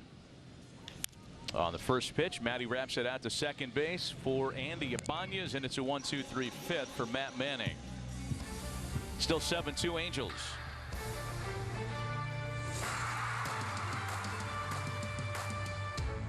This is Chris Bryant. This is Christopher Russo. And this is the High Heat Hot Seat. Chris Bryant plays hard so he doesn't end up here. High Heat with Christopher Russo, helping players play harder on MLB Network. If you love baseball, you need to watch Baseball Show of Record, MLB Tonight. We've got a bunch of games kicking off. Who gets you ready to start the evening? These guys. With Harold Reynolds, I'm Adnan Burke. Good to have you with us. Join Harold and Adnan for a first look at the night's matchups. Shohei Ohtani. We're going to talk about this guy forever. First take from the players. Carl, thanks for joining us, man. Thanks for having me. And the first of many breakdowns. Let's put this in perspective. Then as your game night continues, stay tuned for the ultimate late night baseball party. Oh, with live look-ins to the night's biggest moments. MLB Tonight takes you live inside the park. The best interviews. I've never asked a player, you need a blanket? It is kind of cold out there. And cutting-edge analysis from TV's best former players fresh off the field. Get your hands up. There's nothing quite like MLB Tonight. That is awesome. This one takes the cake. This is going to be a big deal tonight. Exactly. You can't top that. MLB Tonight, every night on MLB Network.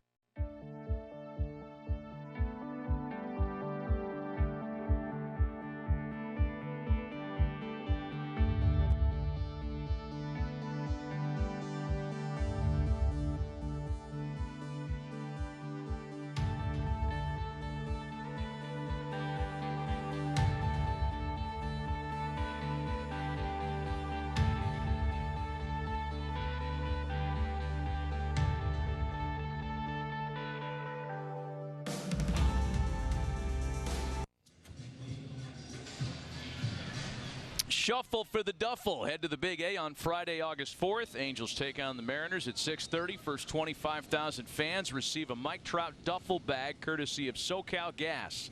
Visit angels.com/promotions for more info. 7-2 Halos, bottom half of the fifth. Zach Short leads things off against Patrick Sandoval, coming off his first 1-2-3 inning of the day. And he's 0-2 to the Detroit second baseman. Now you have a little shadow effect in there now. The baseball out of the hand of Sandoval in the sunshine, then crosses the shadows in back to the sunshine at the plate.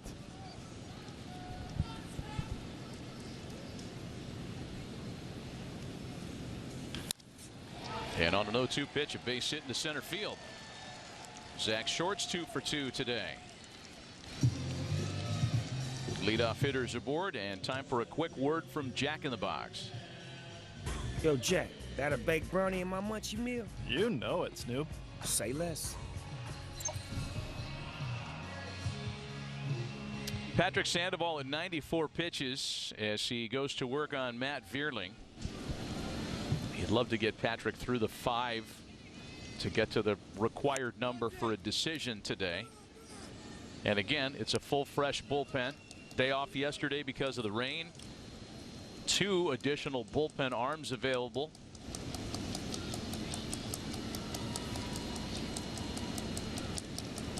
Ball and no strikes to Vierling. On the ground to third. Moustakas to Rengifo. Taylor made for 2. The double play. How often have you said that today, Matt? 5-4-3 double play.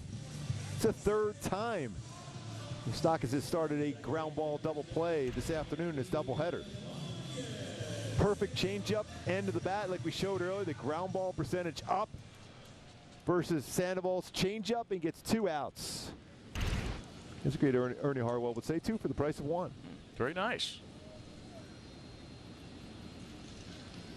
Nice little homage to the longtime voice of the Tigers, Andy Ibanez, with a can of corn fly ball for Moniak.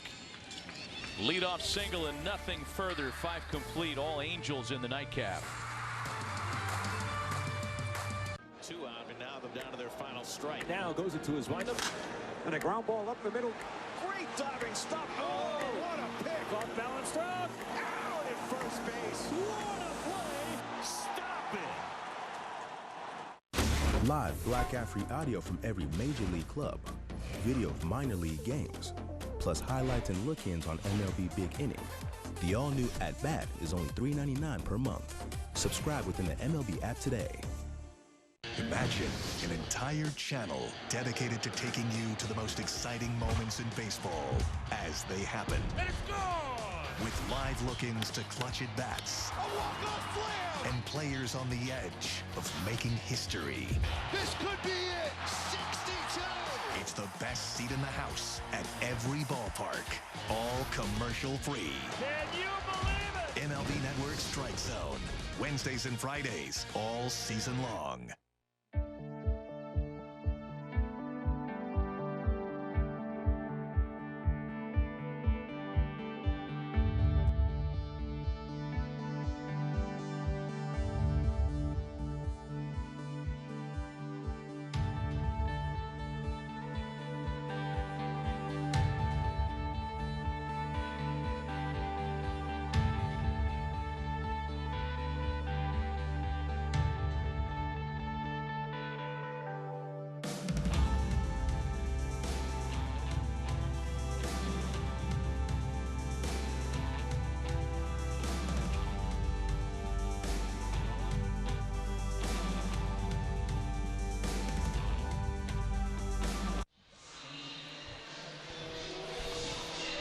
Back for the top of the 6th inning and a pitching change for the Tigers.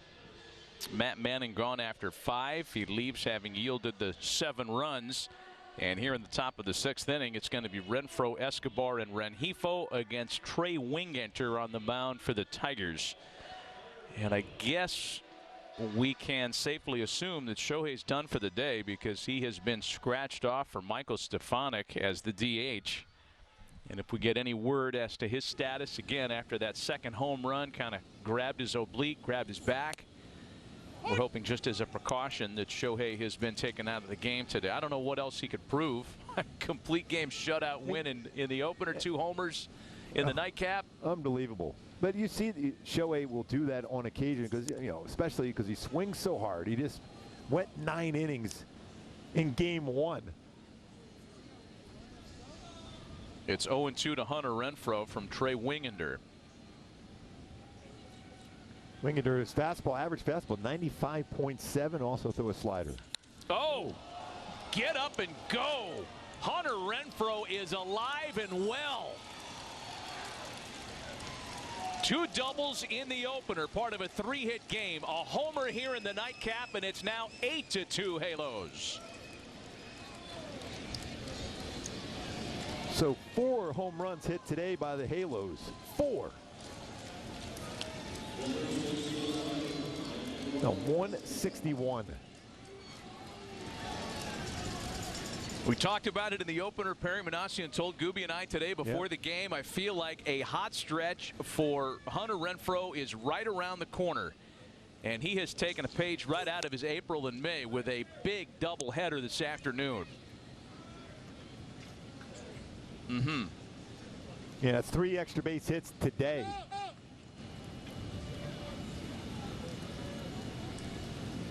Wow, 4 home runs for the Halos. 4.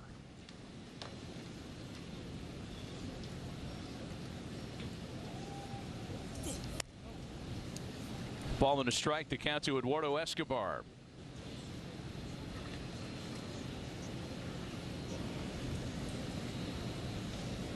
Eight runs on 8 hits here in the nightcap. And Escobar sends a high fly ball out to left. That one's carrying McKinstry all the way to the track. Makes the catch shy of it. And that's out number 1. That just spins that slider right on the inner half. And Hunter Renfroe, again, we're starting to see better swings against breaking balls for Renfroe. Granted, that's one of those ones that back up on a pitcher. It's one of those ones you want to crush. But it's good to see him stay back on that and hit it that far.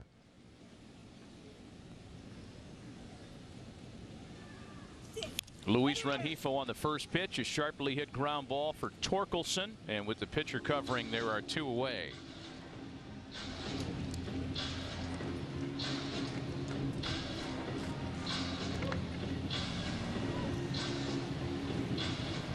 There's the homer club right there. Yes.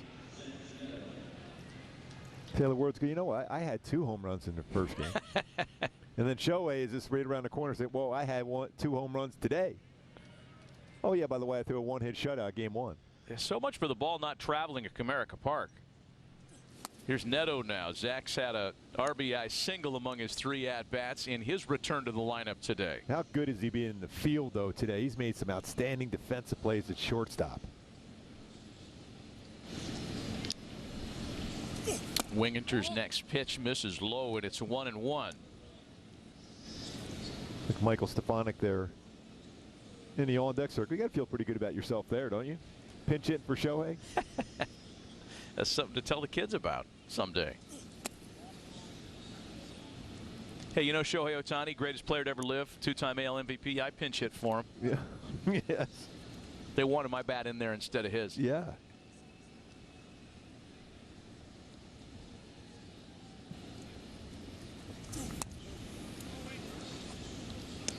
Remember, Stefanik had that big walk-off hit at home. Walked off that victory in the opener of the Yankees series a couple of Mondays ago. And a wave and a miss to make it 3-2 to Zach Neto. Boy, Trey Wingenter's a guy who's been around, man. He has paid his dues. Drafted by the Mariners in 2012, decided to go to college. at Auburn and then came out by the Padres a couple of years later. 7 seasons in the minors. His 3-2 home to Neto is swung on and missed. One more on the Renfroe homer. 8-2 Angels. You want highlights? Quick Pitch has you covered. Things are heating up. Packing all today's biggest plays into one lightning fast hour. Oh my goodness! What play! Every game. Every night. Swing and a miss! Every highlight that makes the headlines. Are you kidding me? We live today, preview tomorrow. The quickest way to catch up on all the action? We've got you covered. On Quick Pitch. Late nights and early mornings, only on MLB Network.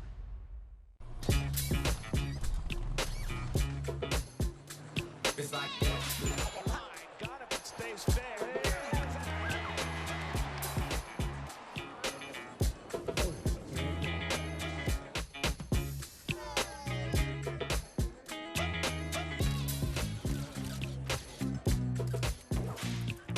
Everybody feel it, come around with the rhythm, it's a sound. Everybody get down when we bring it to you. It's like that.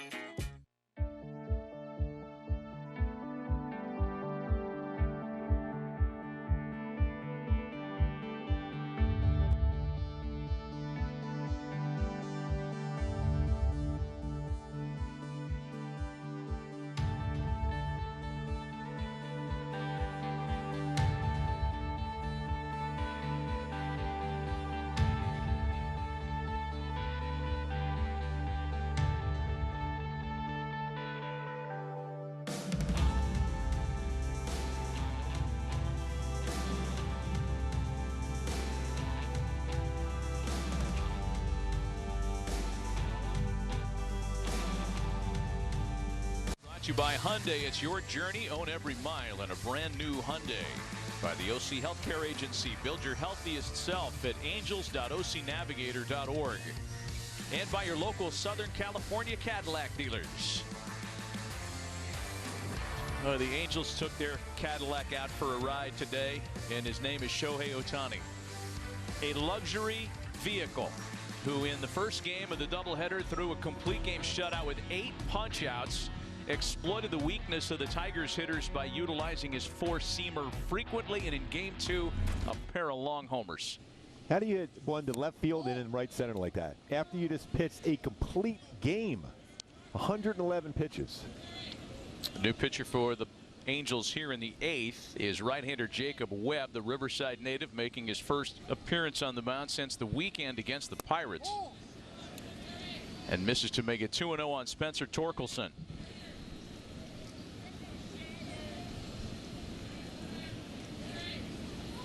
Off to Toronto from here.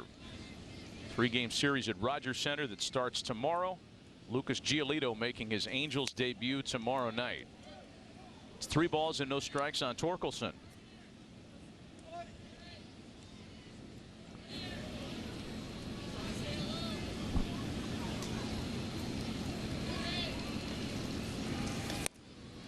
Three and one.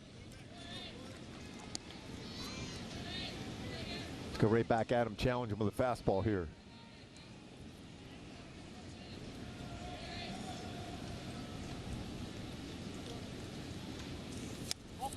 And there's ball 4. Torkelson's aboard to start the inning.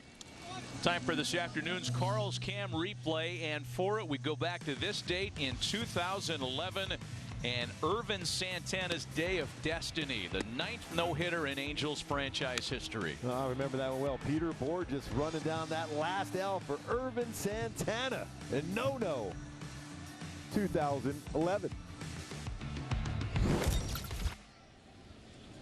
Here's Kerry Carpenter now after the leadoff walk, and Carpenter takes a look at strike 1.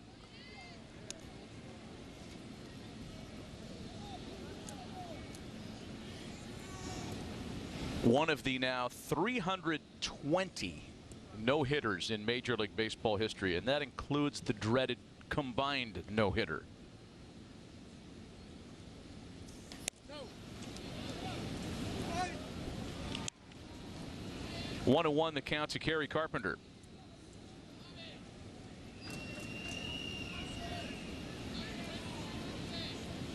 Only one last year.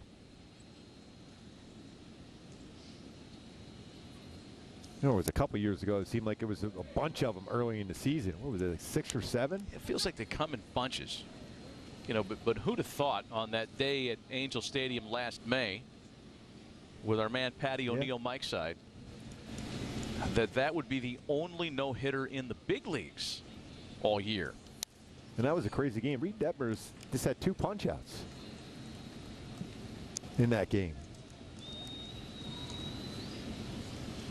If you count the combined no-hitter by the Tigers that we talked about in July, there have been 2 this year. That was a perfect game, too. Oh. What a play by Neto again. You've got to be kidding me with him. My goodness. His range is unreal. I mean, that was a rocket. It was by him into the outfield. He is unbelievable. And he was almost screened by the second base umpire. A slap shot.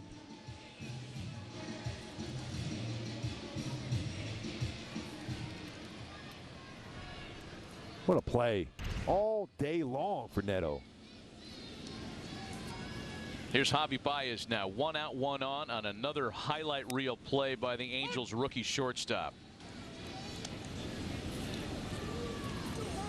His movements are so fluid and effortless. I mean, you almost, it's like he's made out of sinew and rubber bands.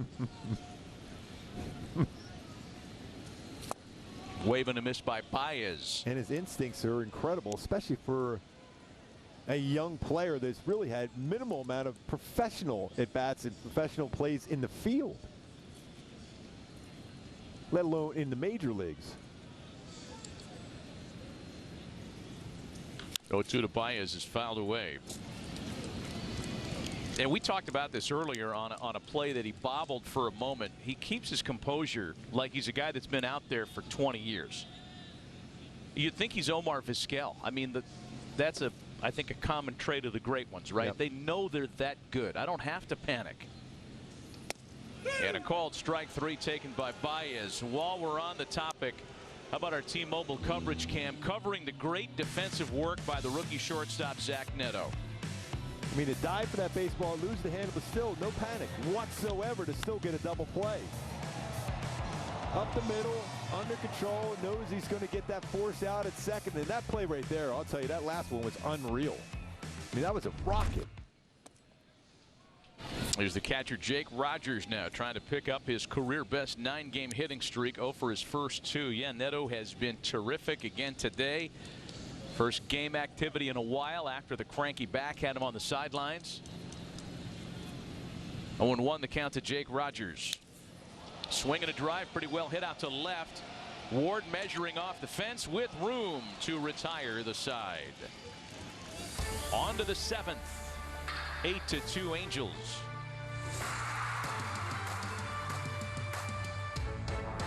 MLB Tonight, the ultimate late-night baseball party. See the night's biggest moments, the best interviews. We all love DJ Dan. And cutting-edge analysis from TV's best. This one takes the cake. That is awesome. MLB Tonight, late nights on MLB Network.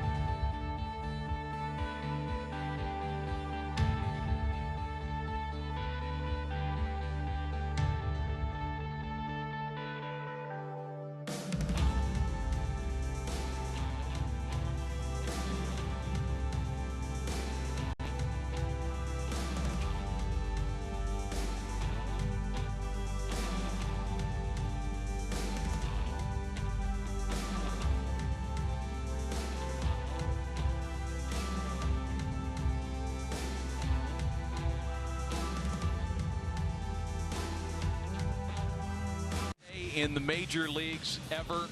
Yeah, it was Rick Wise. June 23rd, 1971. Threw a no-hitter against the Cincinnati Reds and hit 2 homers. And as good as Shohei Ohtani's doubleheader has been today, I think you got to tip the cap to Rick Wise. By the way, what number was he? Was he number 24? No, he wasn't. No, did you see his number? I mean, it was pretty, it's a gigantic number 38. Oh, okay. Got it. And right on cue. Pinch hitting for Shohei Ohtani is Michael Stefanik. You might want to write that down because I'm not sure how many times that'll be said. And Michael flies to center field to open things in the 7th. What a day it's been for Shohei Ohtani. If you're just kind of landing on us today, in the first game of the doubleheader, 8 strikeouts. He did not allow a man past second base, and only one guy got that far.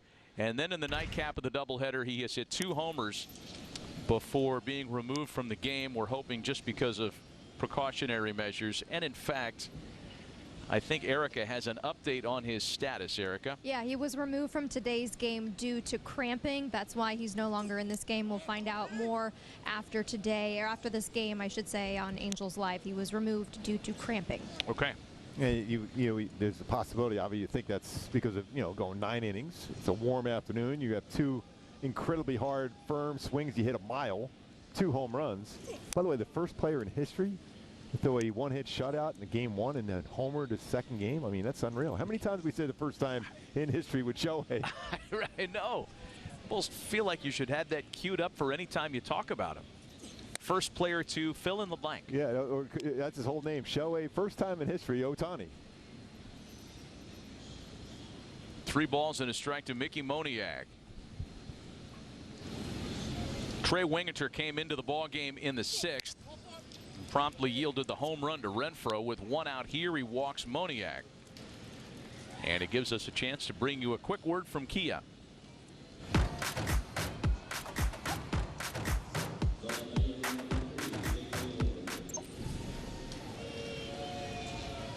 There's Taylor Ward now, 0 for 3 in the nightcap after a 2-homer opener. And Ward takes a look at a fastball for strike 1.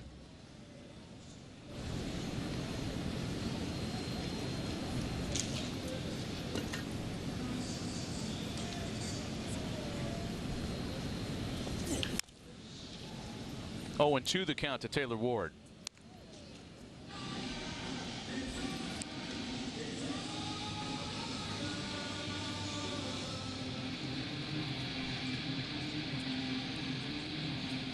Taylor doing a nice job coming back and atoning for what was a rough showing here at this ballpark last year. It was his first and before this week only trip to Comerica. He went 0 for 11 with 4 strikeouts in this ballpark. That's a good way to erase that memory. Yeah, let's get rid of that. And misses in tight. It's 2-2.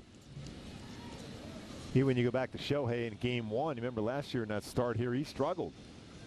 When he went a 4 1/3 in a game here at Comerica Park, that hot afternoon game here.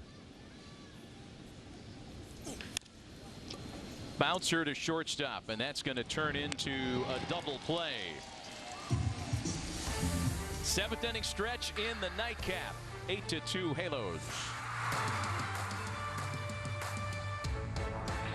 Sunday, from Atlanta's truest park, a diverse roster of high school players look to take their game to the next level. The Hank Aaron Invitational Showcase Game, powered by the MLB/MLBPA Youth Development Foundation. Sunday at 8 Eastern on MLB Network. MLB Tonight, the ultimate late-night baseball party. Oh, man. With live look-ins to the night's biggest moments. How hot was that? That's money. What? The best interviews. I've never asked a player, do you need a blanket? It is kind of cold out there. And cutting-edge analysis from TV's best former players fresh off the field. Get your hands up. There's nothing quite like MLB Tonight. This is going to be a big deal tonight. This one takes the cake. That is awesome. MLB Tonight. Late nights on MLB Network.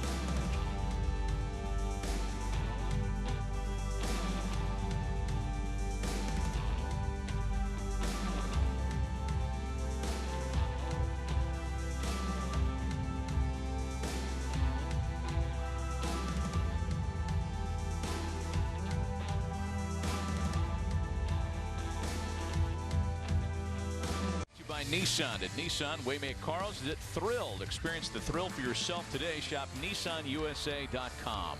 By Jack in the Box, introducing Snoop's Munchie Meal, available for a limited time only at Jack in the Box. And by Spectrum One, Internet, Advanced Wi-Fi, and mobile for just $49.99 a month. Visit Spectrum.com. It has been a spectacle here at Comerica Park. Yes, it has. For the guys wearing Angel Red.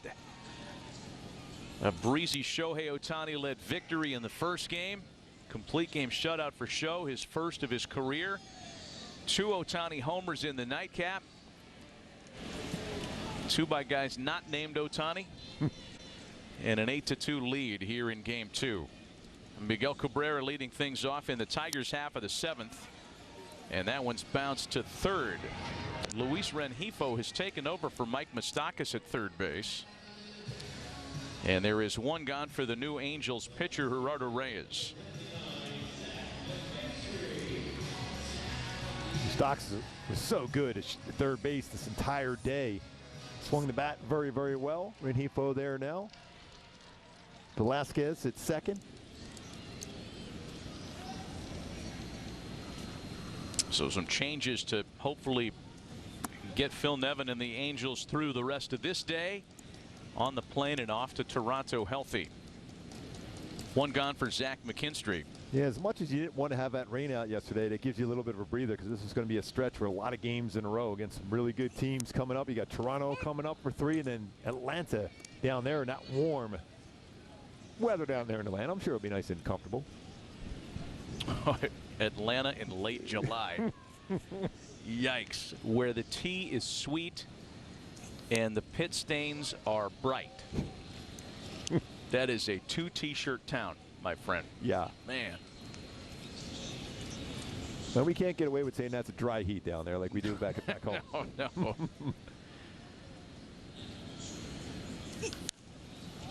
McKinstry fouls that one away. It's 1-2.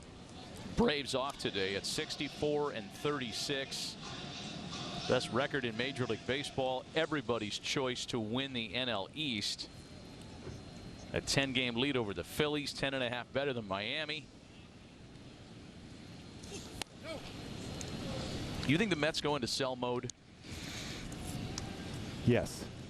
I mean, they're 7 under 500 right now. Yeah, I think so. 17.5 back in the division. 7.5 back in a wild card race that has 1, 2, 3, 4, 5 teams in front of them for that last chair. I think even San Diego is almost in that same position as the Mets. Yeah, they're close. They're 6.5 out in the wild card, and both teams with bloated payrolls, the 2 biggest spenders in the offseason. 2 balls and 2 strikes, the count to McKinstry. Man, there's been some foul balls today. It's game 2. There was a markedly bigger crowd here for the first game as compared to this nightcap, if only because this was supposed to be just one game played at 1:10 local time. The nightcap is a result of the rainout yesterday. I'll tell you what, a lot of these fans here that came in that game 1 had to be pretty happy. They didn't anticipate Shohei Ohtani being the starting pitcher in that game initially.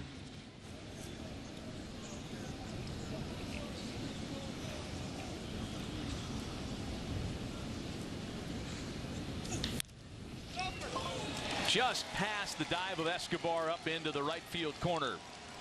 And McKinstry is into second with a 1-out double. Well, we go back to Patrick Sandoval. Solid. He had a lot of long at-bats, but a solid 5 innings today. Just a couple earned runs allowed. Baseball just by glove. Eduardo Escobar at first base.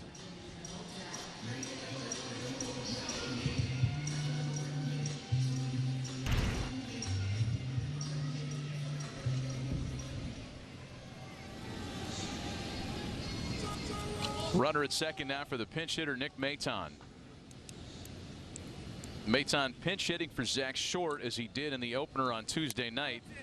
And Reyes misses inside. Short with 2 hits in the game and gets pinch hit for. That's, yeah, boy.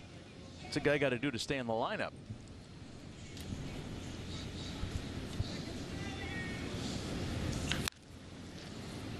One ball and one strike to the former Philly. That's an interesting team at the deadline. Phillies have one of the wild card seats for the moment, but Arizona and Miami are just a half game back of that spot. Yeah, that is a real close race over in the National League with the Giants in there too.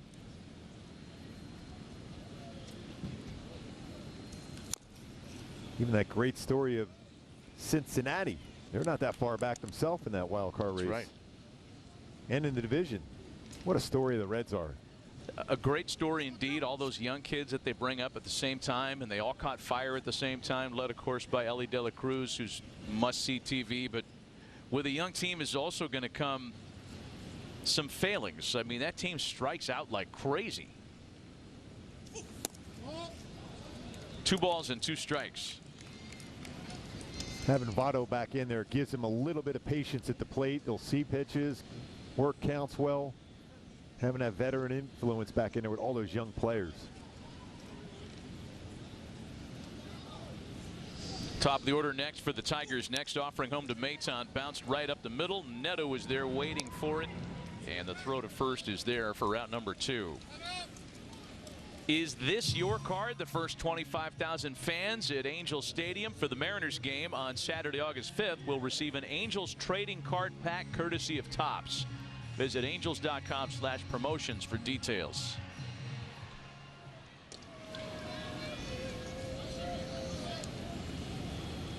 Here's Vierling now with 2 away. And he takes a strike.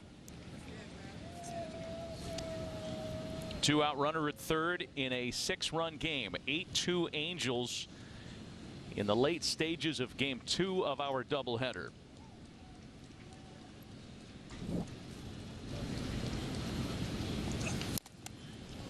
And it's 0-2 to Matt Vierling.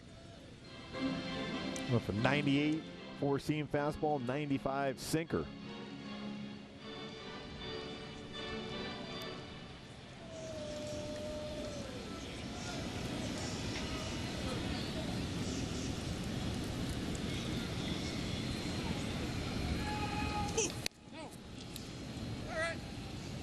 You know, if this score holds and the Angels do take both, the career wins number 99, and this would be career managerial win number 100 for Phil Nevin today. Back in his old haunts. 3 years here as a Tiger before his 1 year as an Angel in '98, and then moving on to San Diego where his best years as a player came. So crazy. He was a 1-1 himself. That's right. You think Phil will want the baseball from this one today? I don't know that he's that kind of guy. No. Chopper to short for Neto. Oh, who mishandles it. And that cost the Angels a run.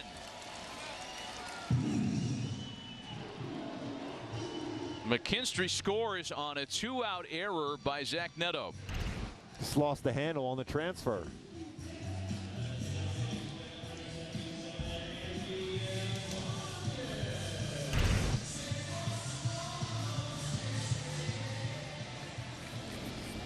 And 8-3 Angels lead. And now Andy Ibanez.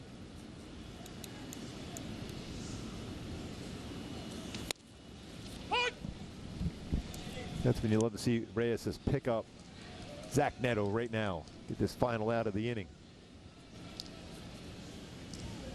Ibanez is walked, struck out, and fly to center.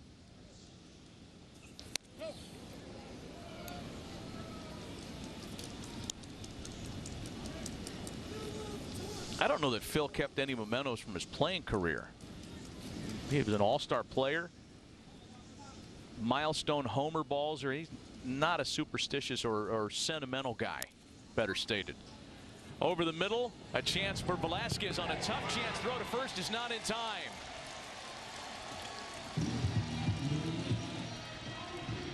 Ibanez got down that line real fast. And Velasquez is over on the shortstop side of the bag as a second baseman.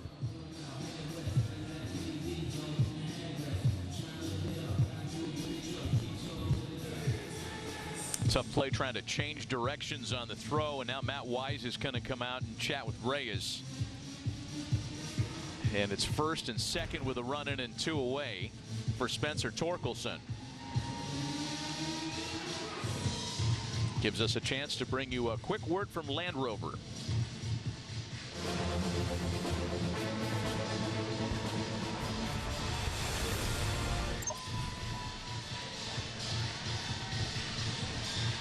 Well, Roder Reyes should have been sitting down in the dugout by now.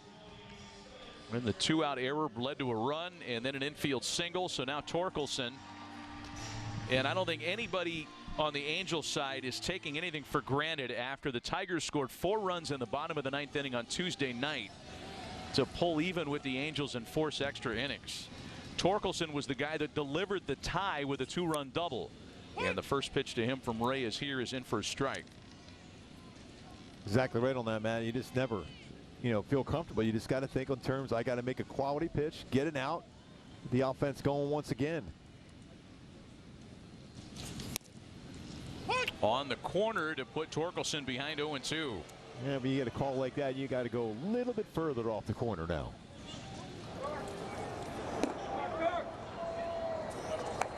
It's Aaron Loop up in the bullpen for the Angels. Perhaps getting ready for Kerry Carpenter, who would bat next. A bouncing ball to third. Rengifo will do it himself, and that'll wrap up the home 7th. 8-3 Angels. Hey kids, join MLB Network and your favorite players for a show made just for you. Play ball. It's all the big moments, bat flips, and amazing plays from an exciting week of baseball and tips to up your game on MLB Network. We got breaking news. Wall-to-wall breaking news. It's that time of year. The Dodgers get Machado. Where teams make their move. We are the epicenter of the trade deadline. To postseason glory. I love what San Diego's doing here. Juan Soto, first time in a Padres uniform. But this deadline waits for no one. They're the best offense. Who's going to get Ohtani? We're watching. It makes them a competitive lineup. You heard it here first. Oh my! The 2023 MLB Trade Deadline Special, Tuesday, 1 Eastern.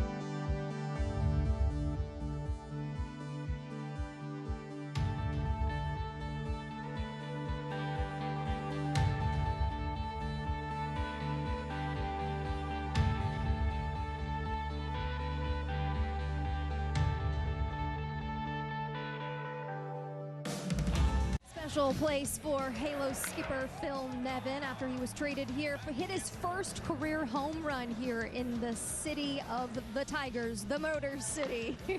He especially was emotional about it, talking about it last year in his first return back here as a manager. Made sure that he made to stop by his old haunts and take his old route to the ballpark. Looks a little different, and he made the most of his time here in Michigan. This was yesterday, taking advantage of the rainout, although he had it planned before the game got postponed. He went for a visit in Ann Arbor. That is equipment manager for Michigan, Gary Hazlitt. That is the same equipment manager that Phil had when he was playing football back in Fullerton. So they're good friends, kept in touch. He's also friends with Jim Harbaugh, had a chance to visit with him as well. Phil loves to keep in touch with all kinds of head coaches across all different leagues. So Detroit and Michigan, a very special place for the Angel skipper.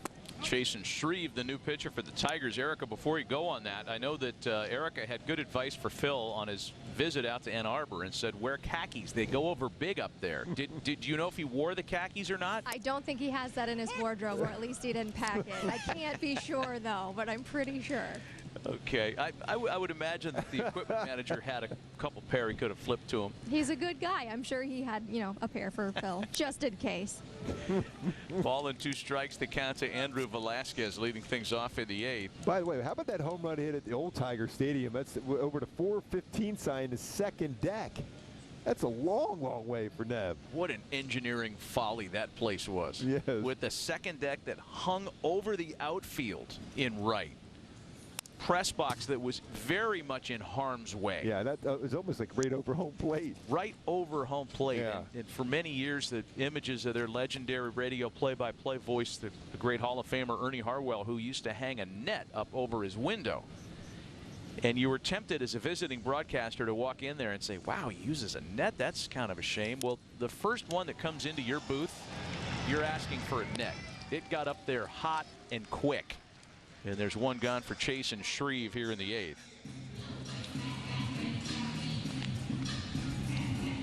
One of the nicest guys ever.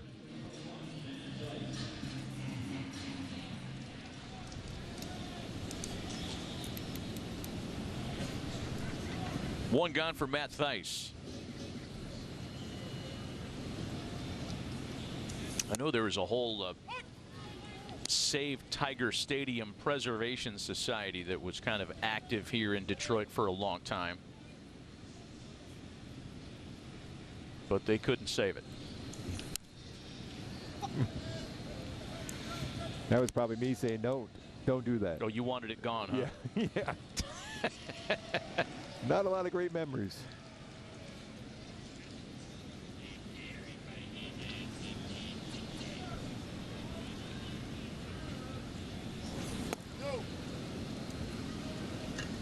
Demolished in 2008.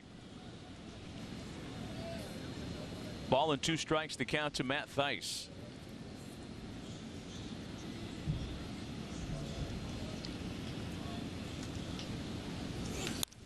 That's into the gap in right center field.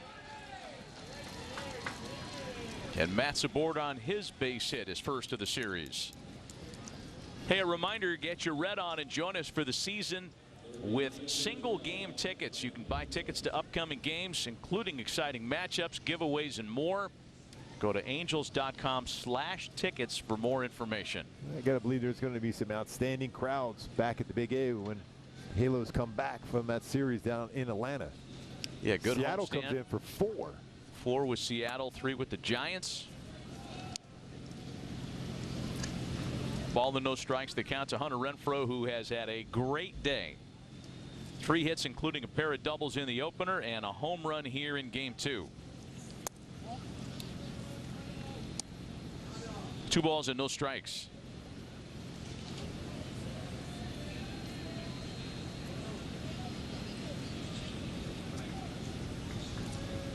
I know they had an online auction when they tore down Old Tiger Stadium.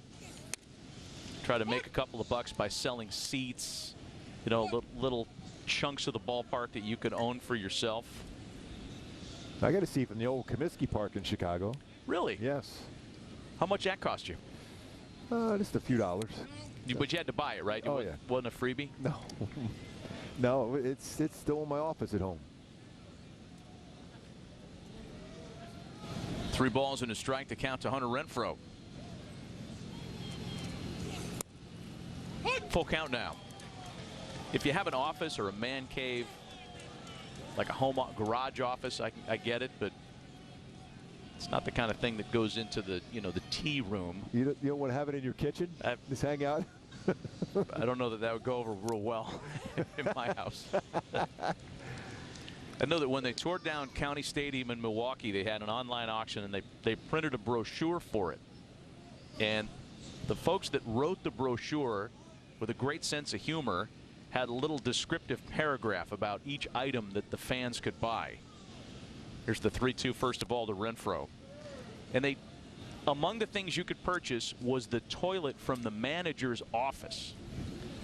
And the description read something like this: own the commode upon which Harvey Keene wrote his legendary Harvey's Wallbangers lineups. Once again, you got to have the right house for something like that. Yeah, quite possibly. Chopper to third on a very high hop. It eludes the third baseman. Nick Maton just came into the game defensively. He looks up into the sun for that weird chopper. And how you lose a ground ball in the sun is not easy to do, but that's what happened to Nick there. Ends up being a base hit. So 5 hits in the game for Renfroe. Both games, I should say. Eduardo Escobar sends a fly ball out to right field. Carpenter's under it to make the catch. Theis going to tag up and get to third. So 2 out runners at the corners now for Luis Rengifo.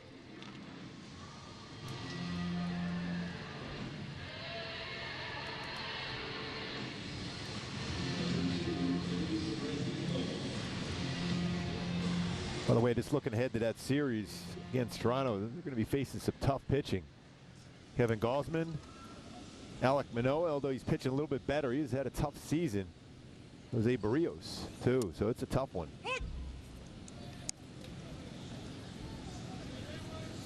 Oh, 0-1 to Luis Rengifo, who has a double and a pair of RBI triples in this series.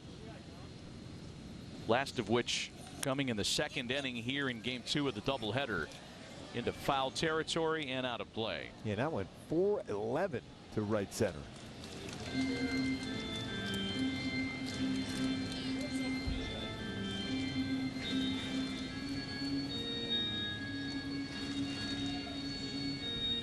So the 2024 schedule's out, right?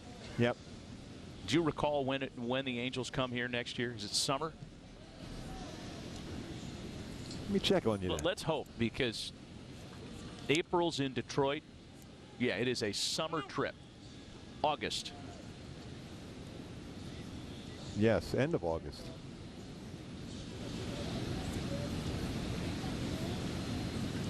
Yeah, and they got it right. Toronto to Detroit. It's like this time you go from Detroit to Toronto. I mean, your hitters have a chance here when it's July and August, but April here, man, that's tough hitting.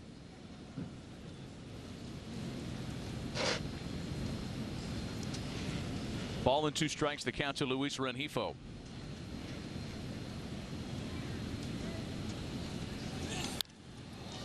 And that's popped up. Carpenter in right to retire the side 2 left stranded. We head to the home half of the 8th. Angels on top by 5.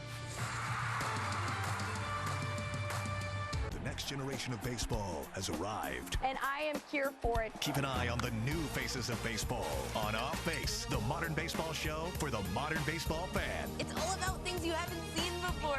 Only on MLB Network. Sunday, from Atlanta's truest park, a diverse roster of high school players look to take their game to the next level. The Hank Aaron Invitational Showcase Game, powered by the MLB MLBPA Youth Development Foundation. Sunday at 8 Eastern on MLB Network. You want highlights? Quick Pitch has you covered. Things are heating up. Packing all the day's biggest plays into one lightning-fast hour. Oh, my goodness! What a play! Every game. Every night. Swing and a miss! Every highlight that makes the headlines. Are you kidding me? We live today, preview tomorrow. The quickest way to catch up on all the action, we've got you covered. On Quick Pitch. Late nights and early mornings, only on MLB Network. Listen to live, black-ad-free audio from every major league club. And Aaron Judge with some thump.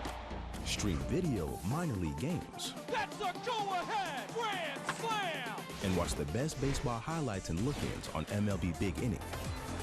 The all-new At Bat is your all-in-one live baseball subscription for only $3.99 per month. There she goes. Home run, Pete Alonso. Subscribe to At Bat within the MLB app today.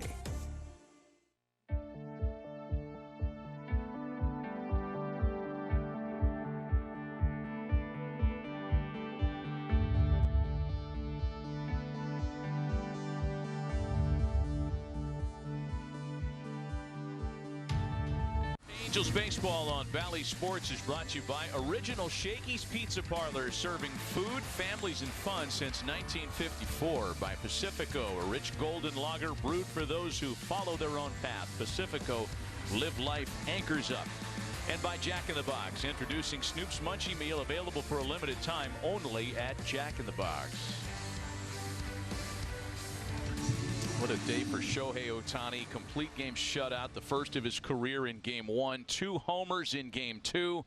And the Angels are 6 outs away from sweeping a series in Detroit. By the way, that's the 16th multi-home run game of Shohei's career, 4th this season for Shohei. Generous roster rules around Major League doubleheaders, allowing for an additional player, and that additional player has gotten into the game. Right-hander Zach Weiss pitches here in the bottom of the 8th. He faces Kerry Carpenter, Javi Baez, and Jake Rogers.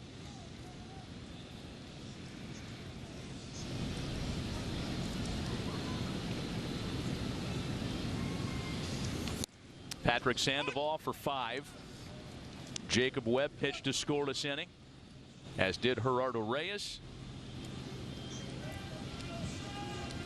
That 1 run against Reyes unearned, so we'll call it scoreless in terms of the earned run category. And there's a sharply hit ground ball for Velasquez, and there's 1 away. Now, this day will be remembered as one of the biggest in Shohei Ohtani's career. He's responsible for our Arco top tier plays of the day. Yeah, 111 pitches, this 1 hit allowed, 8 punch outs, first career shutout, and then his second at bat of the game in Game 2, lines it out to left field, and then it's a mammoth home run, 435, exit velocity of 116.9 miles per hour for his second home run. And Javi Baez is hit by the pitch.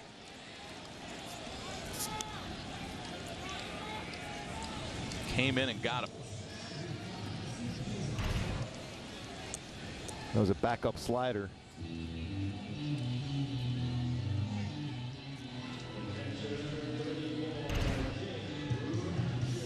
So that'll bring up Jake Rogers for what may be his last opportunity to extend a career-long hitting streak, sitting on 9 straight games with a hit.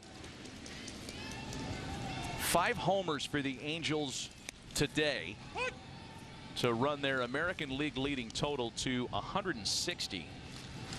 But since the All-Star break, the Angels' 24 homers leads all of Major League Baseball. 78 runs scored since the All-Star break. Yep. Best in the American League, 3rd in Major League Baseball. You know, a couple of those series were against the Astros and the Yankees in that stretch.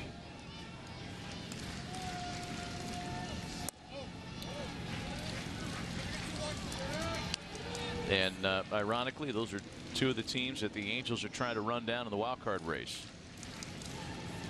Holding on in this league, getting a little bit closer to the Yankees now. To be caught up to them as far as wins. A win today shaves another half game off the deficit in that wild card pursuit. And the Angels would go to bed 3 back of Toronto with a chance head-to-head against the Jays starting tomorrow. A place where the Angels have played well at. You got to take care of business here first, though. 4-pitch walk to Jake Rogers. There is an up-to-the-minute look at the wild card standings in the American League. Rays, Astros, and Blue Jays have the 3 chairs as it stands for the moment. How crazy to think of the Rays as the top wild card team, how good they were for such a long period of time running away with the AL East. But Baltimore, wow. Timing's everything, man. You'd rather finish strong than start strong. You got Aaron Loup back up in the Angels bullpen for a 2nd time. And I would imagine the leash is not going to be too much longer here. Especially after getting up hot twice now. The left-handed hitter due up next, but first it's Miguel Cabrera, 1st and 2nd, and 1 gone.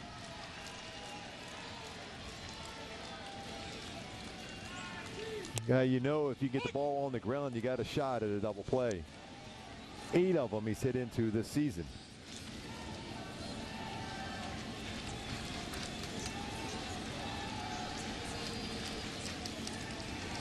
First on the active games played list. First on the active hits list. Homers, runs batted in. And the players who are 2nd in those categories are far behind Cabrera's totals.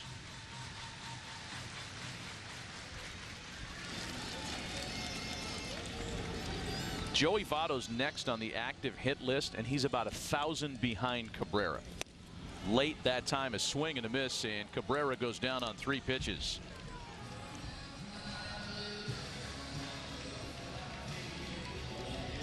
(2,756 games. First among active players. Votto's next at just over 2,000. Giancarlo Stanton is about 180 homers behind him. So amazing, that career batting average of 307. Going to have pitching change. The left-handed batter due up. Phil Nevin wants Aaron Loup with 2 on and 2 out in the 8th. We got breaking news. Wall-to-wall breaking news. The Dodgers get Machado. It's that time of year. They're the best offense. Where teams make their move. We are the epicenter of the trade deadline. The 2023 MLB Trade Deadline Special, Tuesday, 1 Eastern. This is Mookie Betts. This is Christopher Russo. And this is the High Heat Hot Seat. Mookie Betts plays hard, so he doesn't end up here. High Heat with Christopher Russo, helping players play harder on MLB Network. Listen to live Blackout-free audio from every major league club. And Aaron Judge with some thump. Stream video of minor league games. That's a go-ahead grand slam. And watch the best baseball highlights and look-ins on MLB Big Inning. The all-new At Bat is your all-in-one live baseball subscription for only $3.99 per month. There she goes. Home run, Pete Alonso. Subscribe to At Bat within the MLB app today. I'ma do what? That's on me. I'ma keep it on you. No, you can't shine if you stay low key. That's on me, on me, on me. I'ma do what? That's on me. But I'll keep it on you. No, you can't shine if you stay low key. That's on me, on me, on me. Don't want that stuff, but that's on me. Build the house, I got the keys. They say you can't shine if you stay low key. That's on me, on me. Watch games and coverage all day, every day, your way on MLB Network.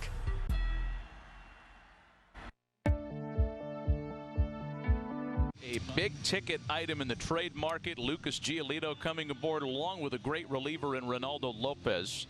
They are 4 outs away from sweeping a doubleheader and sweeping a series in Detroit. Yeah, Lopez, I mean, after you take away the month of April, I mean, every one of those months, opponent's batting average well under 200 against him. He could touch 100 miles an hour with his fastball. Lucas Giolito, solid season again, 3.79 ERA. Averaging over a strikeout per innings pitched, too. He's been really, really good this season. He'd be a candidate to close games in a pinch if Carlos Estevez is unavailable. Aaron Loup closed the game on Tuesday and earned the save with a perfect 10th inning that included a couple of strikeouts, making his 33rd appearance of the year here tonight. And knew that he's found that consistent arm slot. He didn't touch 94 the other day. Changeup, cutter, really, really effective. Zach McKinstry will be the man to face him here with 2 on and 2 out. And Loup starts with a ball that looked like it caught a little of the corner. Instead, it's a ball and no strikes to McKinstry.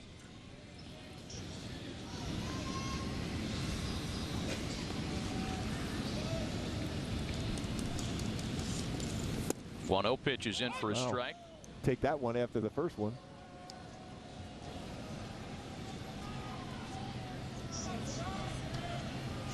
One ball and 1 strike to McKinstry, who has just 2 hits in the series, a 2 for 11 set against the Angels. Loop's next pitch is fouled away. Erica has a little bit more on the Angels left-hander. Well, we talked to him after the game the other night, the big crazy extra innings win that they were able to secure. He said he loves pitching in those situations, but we asked him what's been the biggest difference for him since he came back from the IL back in May with that hamstring injury. He was very honest. He said, well, I'm not as fat. That's literally what he said. I'm not making it up. He said when he went on the IL, he stepped on the scale, didn't like the number that was looking back at him. So he's not sure how much, if much, weight was lost. It was more gaining muscle for him, and he actually was straight from the gym talking to us coming out of that ball game the other night when he was able to secure the win. I mean, who among us has been happy when we stepped on a scale? I feel you there, Aaron. Ball and 2 strikes to count from Loup to McKinstry. Not often when we were both couldn't find quite the words there. I know. All I could do was relate to him.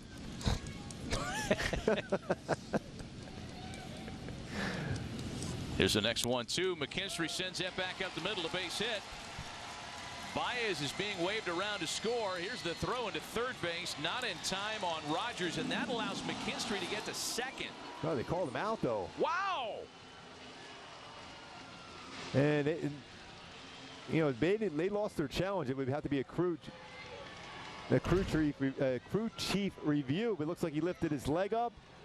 And he's off right the base. there. Got him. That's a nice play by Rengifo. Well, credit Luis Rengifo for stick-to-itiveness there. Man alive. Rogers trying to wrap around. He's clearly out. I mean, it is a crew chief. The crew chief review of the out at third base.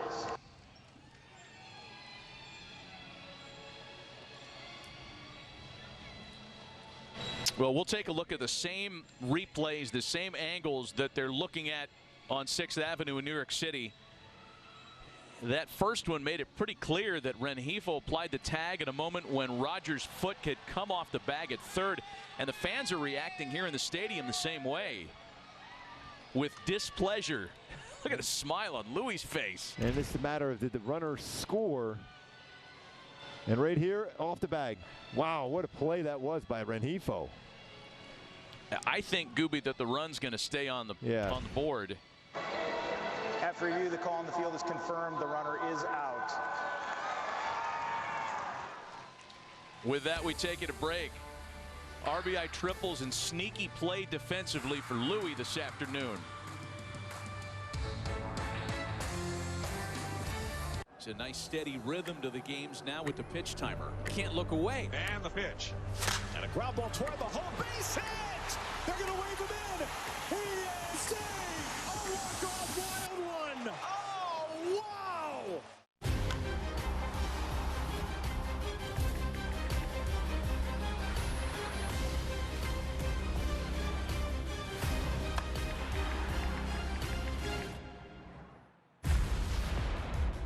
I'ma do what? That's on me. Young boy, but I keep it OG. No, you can't shine if you stay low key. That's on me, on me, on me. I'ma do what? That's on me. Young boy, but I keep it OG. No, you can't shine if you stay low key. That's on me, on me, on me. Didn't want that stuff, but that's on me. Built the house, I got the keys. They say you can't shine if you stay low key. That's on me, on me. Watch games and coverage all day, every day, your way on MLB Network.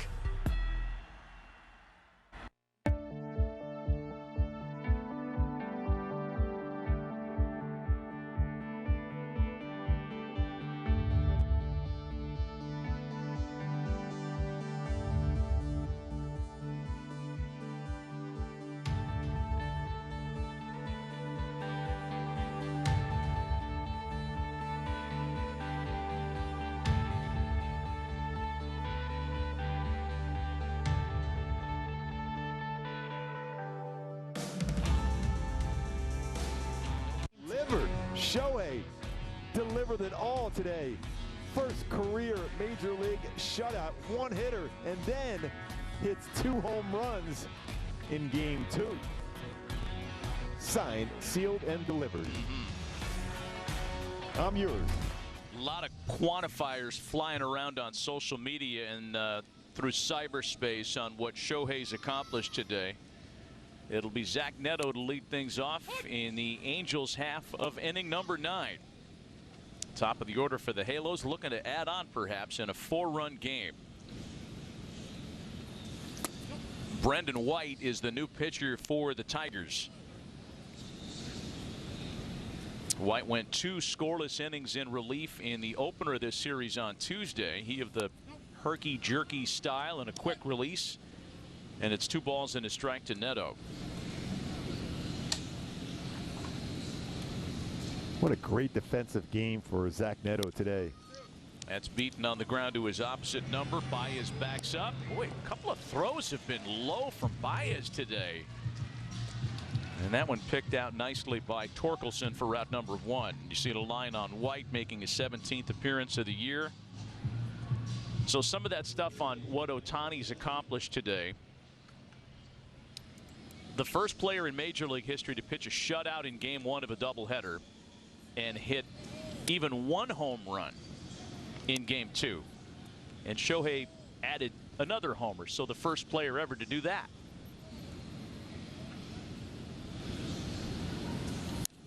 And then there was this one as well, and all this from Sport Radar. The Angels have played 663 games as a part of a doubleheader that was entering the second game today. And Shohei is just the second Angels pitcher with a complete game one hitter in any doubleheader game. Bob Turley did it in 1963 against the White Sox. But we're going back into rarefied air here. And like you said earlier, Gooby, it feels like we do that every time Shohei grabs a bat or touches a baseball. Yes, it's unreal. Michael Stefanik came on to pinch hit in Ohtani's spot in the 7th, and he draws a one-out walk here in the 9th.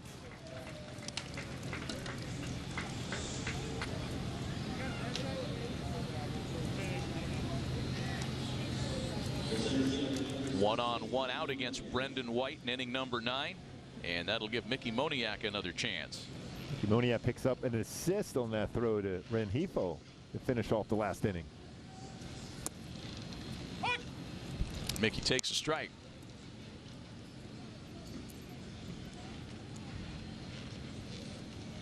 Moniak's first inning double against Matt Manning extends Major League Baseball's longest hitting streak to 16 straight. He adds another hit here in the 9th. He's going to wrap Stefanik around to third, first and third with one away.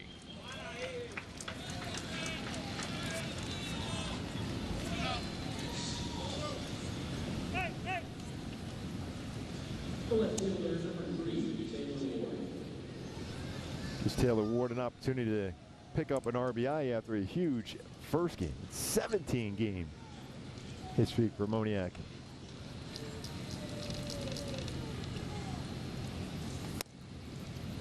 The strike to Ward. Taylor homered twice in game one of the doubleheader. 2 of the 5 Angels homers in this doubleheader today,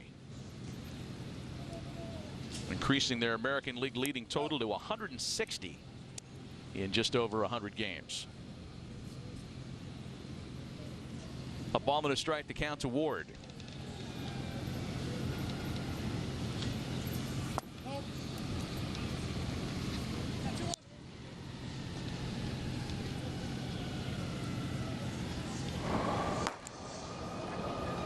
The new guy's up.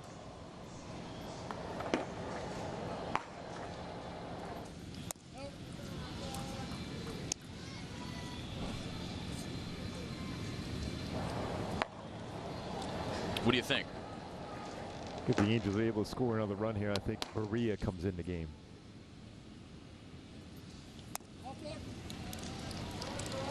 It's going to load the bases.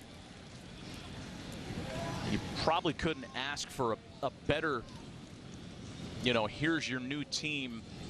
Here's the ball with a big lead for Ronaldo Lopez. Yeah. But I see what you're saying. He's a more of a higher leverage guy, and maybe you want to keep him fresh for the Toronto series. Yep. He just got here today, just got off a plane. And that's going to be a major battle up there in Toronto.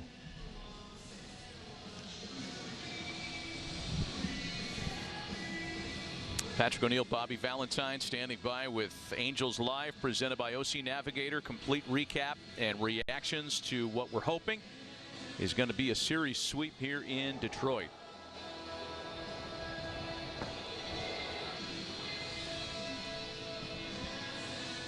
Andrew Velasquez, the batter with the bases loaded and only one away.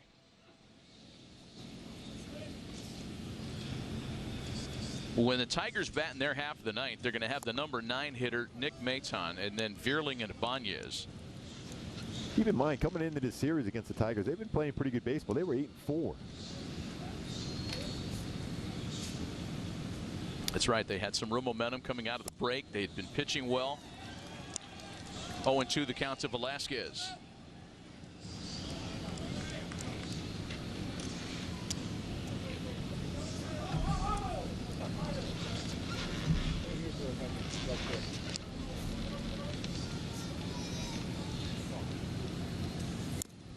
And a swing and a tip foul hung on to by Jake Rogers, and Velasquez is a strikeout victim.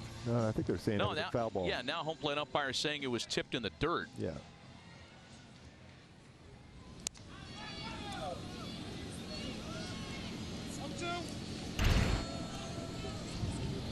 You can definitely see that baseball hit the dirt. Yeah, first call was strikeout, and then never mind. Ooh, man, White tough. just missed there. Oh. 2 balls and no strikes. Check that. 1 ball and 2 strikes. We'll get it right.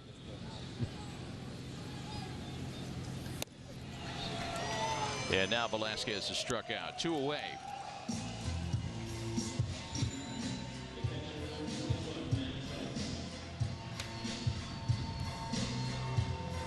That nice last at bat lined a single to center field. How about one more knock to take this out of slam range? Yes. Not that anybody's so worried about that, but again, this is a Tigers lineup that scored 4 in the 9th on Tuesday. There it is. You ask and you shall receive. Checks up in front of Carpenter. 2 runs will score. 10-4 Angels. Good, buddy. I knew you were going to say that. Couldn't resist. I just knew you were going to say that. Boy, hitting that ball on the line there. Aggressive swing for Matt Thaiss. 2 hits today. Game 1, Chad Wallach picked up a knock. Called a great game behind the plate with Shohei. And now Hunter Renfroe.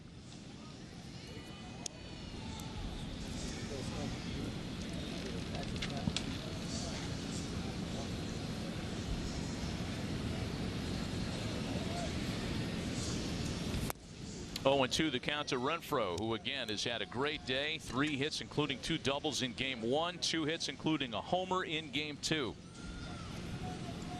Getting hot right when you need them, especially when nice. you're going to Toronto. Got a whole Jerry Reed theme going on here. When you're hot, you're hot. 10-4, good, buddy. Stay hot, Matty V. Yeah.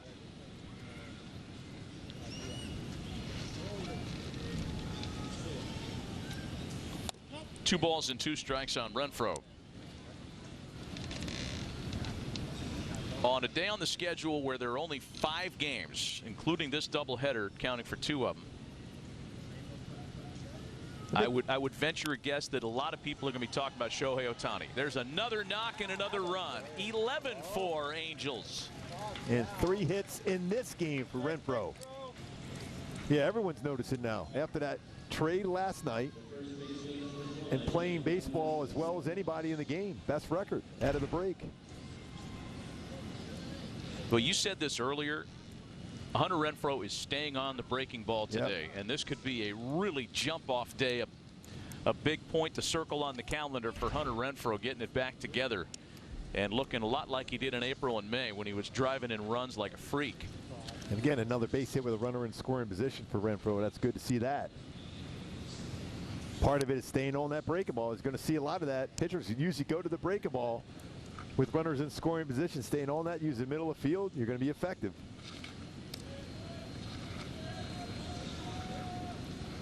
Eduardo Escobar, his homer today. Solo shot that came to lead off the 4th. 2 balls and a strike.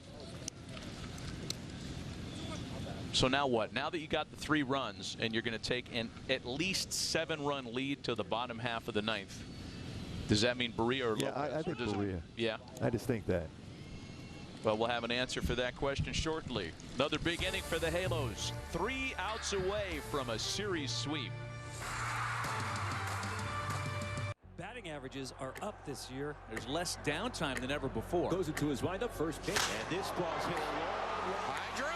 Got the wall. See ya. That ball's out of here. That is long gone. Out of here. Live Black Athlete audio from every major league club, video of minor league games, plus highlights and look-ins on MLB Big Inning. The all-new At Bat is only $3.99 per month. Subscribe within the MLB app today. Imagine an entire channel dedicated to taking you to the most exciting moments in baseball as they happen. And it's gone! with live look-ins to clutch at bats and players on the edge of making history. This could be it. 62.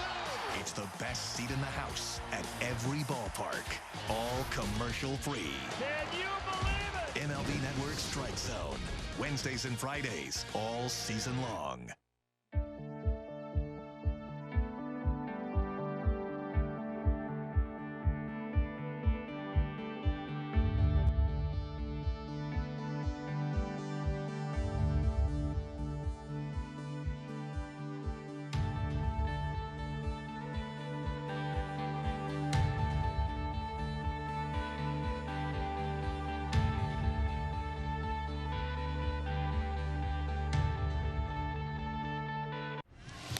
The MLB Ballpark app will complete your next visit to Angel Stadium. Buy and manage game tickets, redeem offers, access exclusive content, and more. Download the MLB Ballpark app today.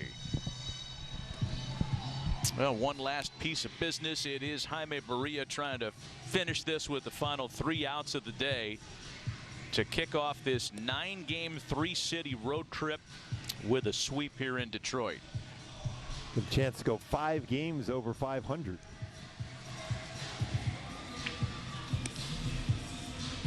Jaime making his 22nd appearance of the year.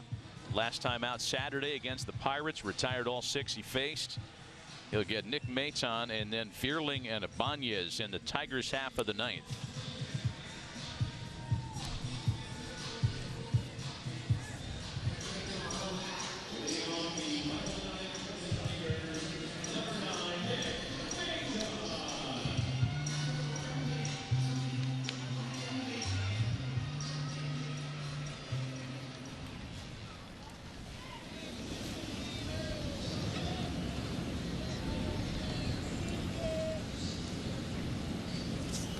Barria's first pitch in relief misses up and away. 11 runs on 13 hits for the Angels.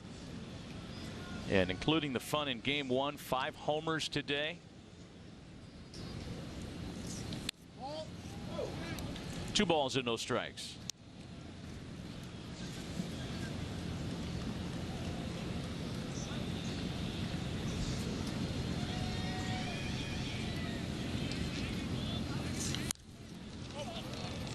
Popped up, and it's Theis watching it drift out of play. Oh, man. You know, when the adult boxes a foul ball and then it bounces to a kid, it's almost like the universe putting it in the right hands. That's how it should have gone. Yes.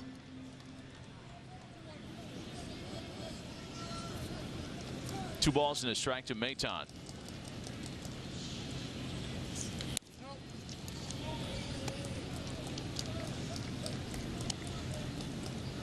Maton entered as a pinch hitter in the 7th. You almost feel like A.J. Hinch plays that second base position in a pure platoon based on the handedness of the starter, and there's ball 4.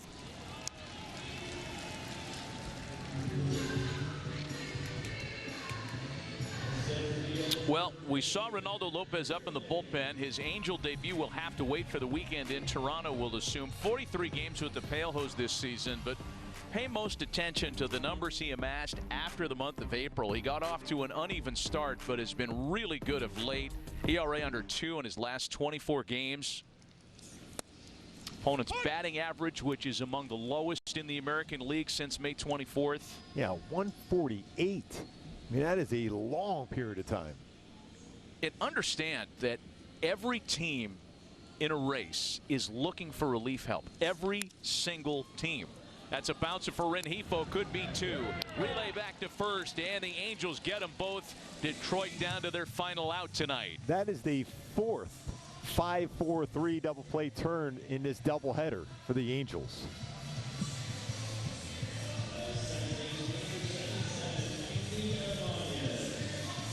Andy Ibanez represents the last chance for Detroit.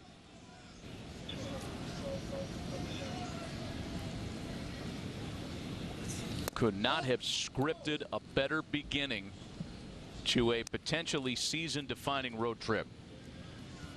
Everything going as planned. Pitching solid. The offense has been great. Getting guys back, getting guys close to being back too. You might see Brandon Drury at some point, potentially up in Toronto or Atlanta. Mike Trout starting to grab a bat. Once he's comfortable with that, it'll be quick for him. Ball and a strike is the count to Andy Ibanez. And Lucas Giolito on the mound tomorrow night up in Toronto.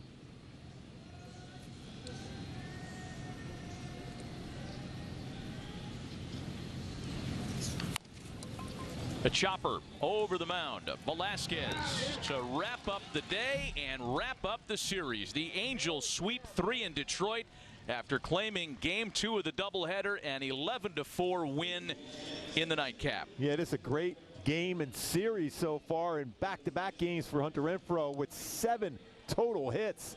Crushing the baseball, 4 home runs for the Halos here in Game 2. Sweep the doubleheader. Shohei Ohtani, back-to-back at bats, home runs for him. After his first career shutout, Patrick Sandoval picks up the W today. This is an all-around solid effort offensively today. 13 hits for the Halos. A full game whittled away in the chase for a wild card spot. The Angels go to bed down by only 3 for the last remaining wild card position. And tonight's Toyota player of the game, who else? Same guy that was player of the game in Game 1, Shohei Ohtani. Incredible. Incredible. 111 pitches, shutout, Game 1, and come back. Hit a home run to left, hit a home run to right. 38 home runs on the season for Shohei Ohtani.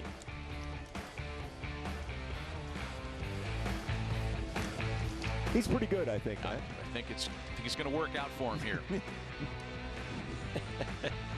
Your up to the moment American League wildcard standings. Again, there are only 3 other games in the league tonight. None of them involve teams on that page. Angels just 3 back of the Blue Jays with a chance head-to-head in Toronto starting tomorrow. Many candidates for player of the game.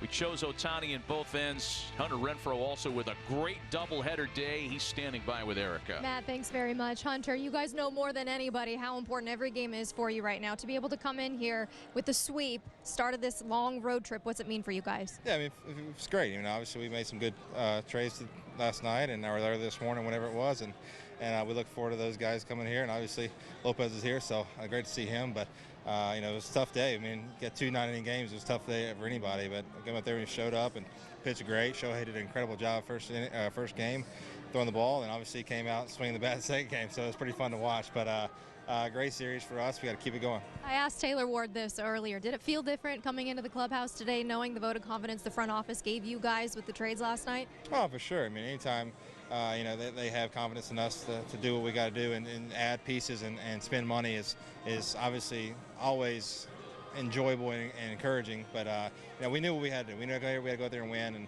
and we said it from the start of the year. You know, we've got to go. We can do what we can. You know, we're capable of doing anything we want to do, and especially winning the last game of the year.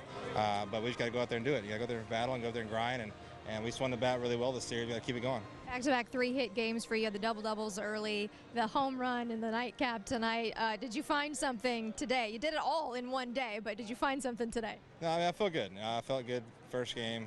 Had some stuff I've been dealing with a little bit, injury-wise, but I've been playing through it, just getting through it, and obviously I feel good now, and I got to keep it going, keep going to the cage, keep working every day, and keep grinding. Last one for you quickly. I know you mentioned Shohei, but he complete game shutout, 2 home runs today. I mean, what do you guys say in the dugout? I don't even know what to say. I mean, it's incredible, you know. And you come to the field every day and see what he does. It's just eye-opening. He does something new every day that you're like, wow, he's the best player in baseball. You know, it's kind of thing. And he's very special. We're very blessed to be able to see him every day and watch him and be a teammate. And obviously he's here to stay for a little bit, and he's happy to be here. Awesome. Thanks for the time, Hunter. Nice job. All right, guys.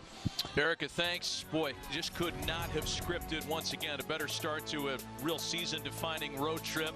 11-4 win in the nightcap. Angels sweep the series. Way to go, Matty. Bringing some luck here. Sweep, 3-gamers. There we go. Way to go. For Erica Weston, Mark Gubazov, Matt Vasgersian saying so long. Thanks for joining us. Patrick O'Neill, Bobby Valentine, and Angels Live presented by OC Navigator is coming up next.